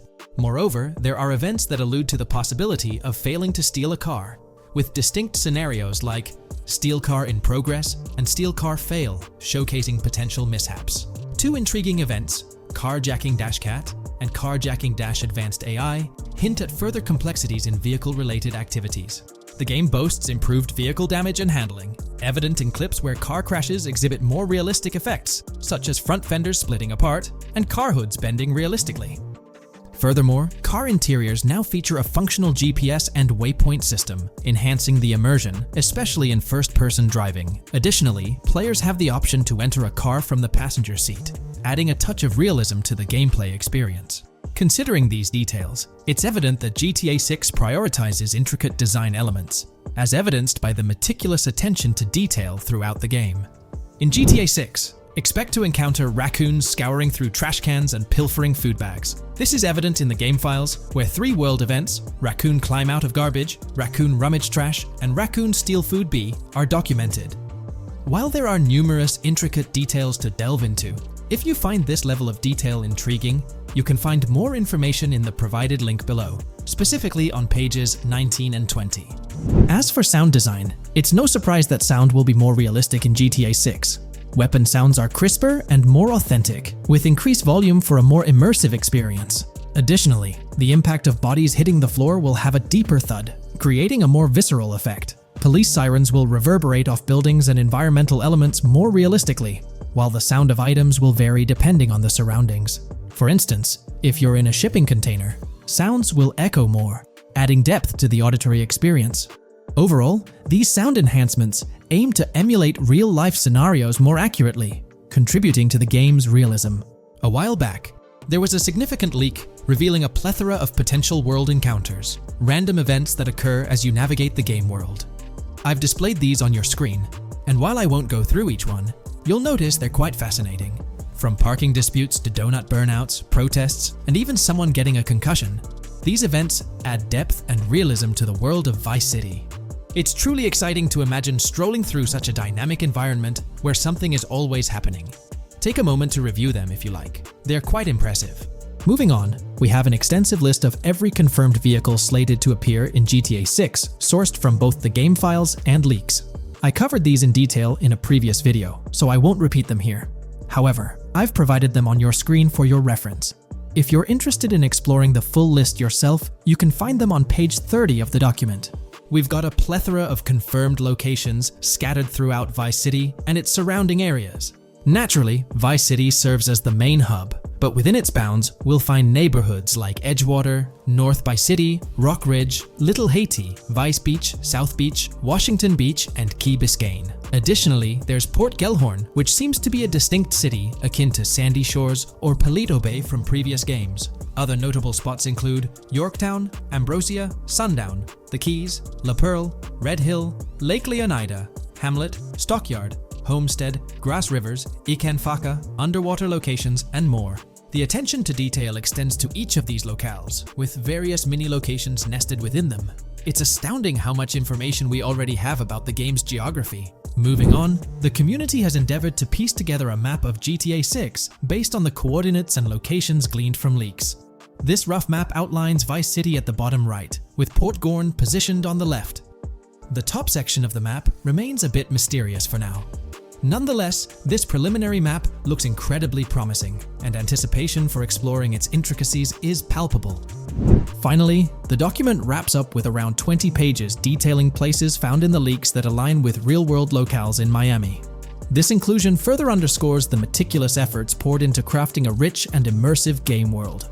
The GTA 6 community has just found some major clues left by Rockstar Games, and it was under our nose the whole time.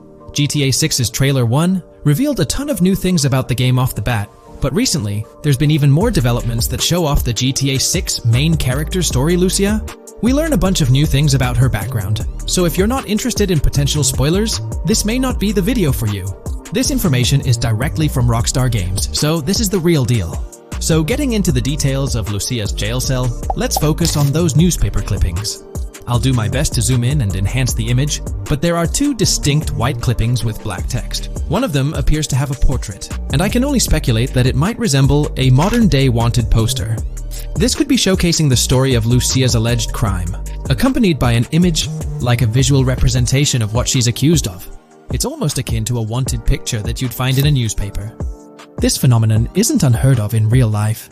When people do something noteworthy or newsworthy, it's not uncommon for them to keep a record of it, like an article, and put it up on their wall as a sort of memento. It's like a snapshot of a moment in their life, even if it involves legal trouble. So Lucia might be preserving this particular newspaper clipping as a piece of her history, whether it's for sentimental reasons or perhaps as a reminder of the circumstances that led to her incarceration. Now let's broaden the scope a bit and draw comparisons to previous GTA protagonists. Take Michael DeSanta, for instance. His mansion has family photos on the walls. Franklin Clinton's house features similar personal touches. Even Trevor Phillips, in his trailer, has pictures that tell a story about his life. It's not just confined to the HD era. Even in the 3D era games, characters had their own way of leaving traces of their lives in their living spaces. This inclination to personalized living spaces is fascinating. In Lucia's case, the jail cell is an unexpected canvas for her personal story. It makes you wonder about her background, the choices she made, and the events that led her to that cell. Exploring these details could give us a deeper understanding of who she is and why she's in the predicament we find her in. Considering Lucia's attachment to those newspaper clippings, it raises interesting questions about her attitude towards her crimes. Perhaps she finds a sense of pride, or even enjoys the bit of notoriety or fame she's garnered from her actions. Keeping those clippings might be her way of cherishing the attention or recognition she's received.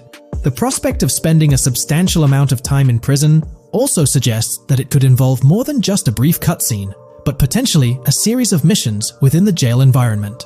Now, shifting our attention to the picture above the bunk bed, it's a bit of a visual puzzle. While it's challenging to discern details, on the left side, there's a guy with a drink in hand, donning a white t-shirt. Next to him is a woman with voluminous hair, and in the foreground, there's another figure. This composition raises the question of whether these individuals could be Lucia's family. The dynamics and connections between characters are often crucial in unraveling the narrative of any GTA game. Acknowledging my limited knowledge about jail life, it's uncertain whether inmates generally have the privilege of keeping photographs with them as mementos. However, in this specific scenario, it appears that Lucia can. This might imply that the prison depicted isn't a maximum security facility, given the freedom for inmates to keep personal items. While the setting is far from casual, it offers a level of interaction and mobility, allowing inmates to go outside, engage in conversations, sit at tables, and soak in sunlight. The orange jumpsuits signify their status, but the absence of being handcuffed to the ground suggests a certain level of relative freedom. In this context, the allowance of pictures and photographs could offer an additional layer of insight into the characters and their personal connections, providing players with a unique perspective on Lucia's life, both inside and outside the jail cell. Taking a closer look at the latest image, which I've adjusted to bring out more details, there's another intriguing photograph.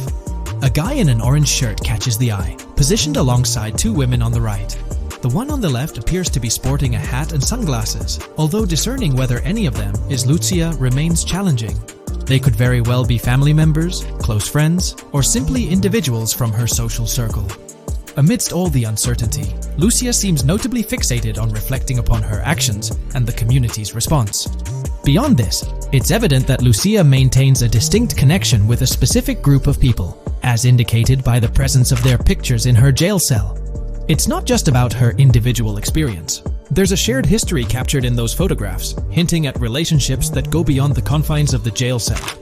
Directly below the image featuring the guy in the orange shirt and the other girls, there's yet another photograph. Although the details are obscured, the presence of someone standing in the picture is noticeable. Lucia is seemingly constructing a collage of photos, creating a visual narrative that serves as a repository of memories. These images might play a crucial role in not only grounding her within the context of her relationships, but also providing a semblance of continuity and connection to the outside world. It's worth mentioning that the footage I'm working with is the highest quality version sourced from YouTube, as Rockstar hasn't officially released it on their Newswire page. Despite being in 4K, the YouTube upload might introduce some compromises in image quality, so there could be nuances in the pictures that we might miss. Once Rockstar throws the official trailer our way, we're likely to get a treasure trove of additional details. But for now, let's roll up our sleeves and dissect the snapshots from Lucia's jail cell. Apart from Jason, there's another player in Lucia's story. Stephanie, the Leonid Department of Corrections representative. Picture a different scene though. Lucia's cell is a far cry from Stephanie's office. In this particular shot, Stephanie's unmistakably holding down the fort in a black dress, center stage on the right. Flip to the left frame, and there she is again, donning a red dress on the right side. Behind her, there's a framed message teasing with "if you miss," but the rest remains a mystery due to some pesky screen glare. Now let's make a full turn and voila! Another Stephanie pic in the bottom right corner. This time, the backdrop suggests a domestic scene, perhaps with a partner. She's got on some bluish shades, slightly different from what we catch a glimpse of later. The background paints a more vivid picture, a collection of books, pamphlets, a conspicuous high-visibility vest, and yet another potential newspaper clipping. Whether it's a routine thing or an anomaly, the jury's still out. So, what's the inside scoop on Lucia's backstory gleaned from her jail cell environment? Well, the state of the jail suggests it's seen better days. Peeling bits off the windows hint at a place with some history. That initial shot with the barbed wire strongly implies it's not a newly minted spot. It's got the wear and tear of time etched into its surroundings. As we immerse ourselves in the intricacies of Lucia's life within the jail cell, the narrative unfolds as a captivating tapestry, each element contributing to the rich story. The subtleties, from the cryptic newspaper clippings shedding light on her alleged crimes to the carefully chosen photographs depicting relationships with family and friends, create a vivid and compelling portrait of Lucia's existence, both within and beyond the jail confines. The personal touches within her confined space evoke a rawness that harks back to the legacy of previous GTA protagonists. Lucia's jail cell, unexpectedly, becomes a canvas revealing a story that transcends the conventional GTA narrative. It prompts curiosity about her past, the decisions that led her to incarceration, and the intricate web of relationships that define her. The permission granted for personal items like photographs in the jail cell adds an intriguing layer to the storytelling, suggesting a nuanced sense of freedom within the constraints of imprisonment. Lucia's attachment to these items, whether they be newspaper clippings or family snapshots, beckons players to ponder her perspective on her own actions and the recognition she may have garnered. While we eagerly await the official trailer release from Rockstar, it is clear that Lucia's story is woven with complexities and mysteries that leave us yearning for more. The weathered appearance of the jail environment, with peeling bits off the windows and subtle signs of aging, hints at a setting steeped in history, amplifying the anticipation for the unfolding narrative. Thus, with these glimpses into Lucia's world, we find ourselves surrounded by a plethora of unanswered questions. When did she find herself behind bars, and what duration does her stay entail? Your insights are eagerly awaited in the comment section. If this exploration into Lucia's jail cell has piqued your interest, a thumbs up would be much appreciated. Comment down below what you believe caused Lucia to go to jail. And did you spot these hidden Easter eggs in the trailer on your first watch? I'm interested to hear back from you guys. Thank you for watching. If you would like to support our analysis content on GTA 6, make sure to subscribe and leave a like.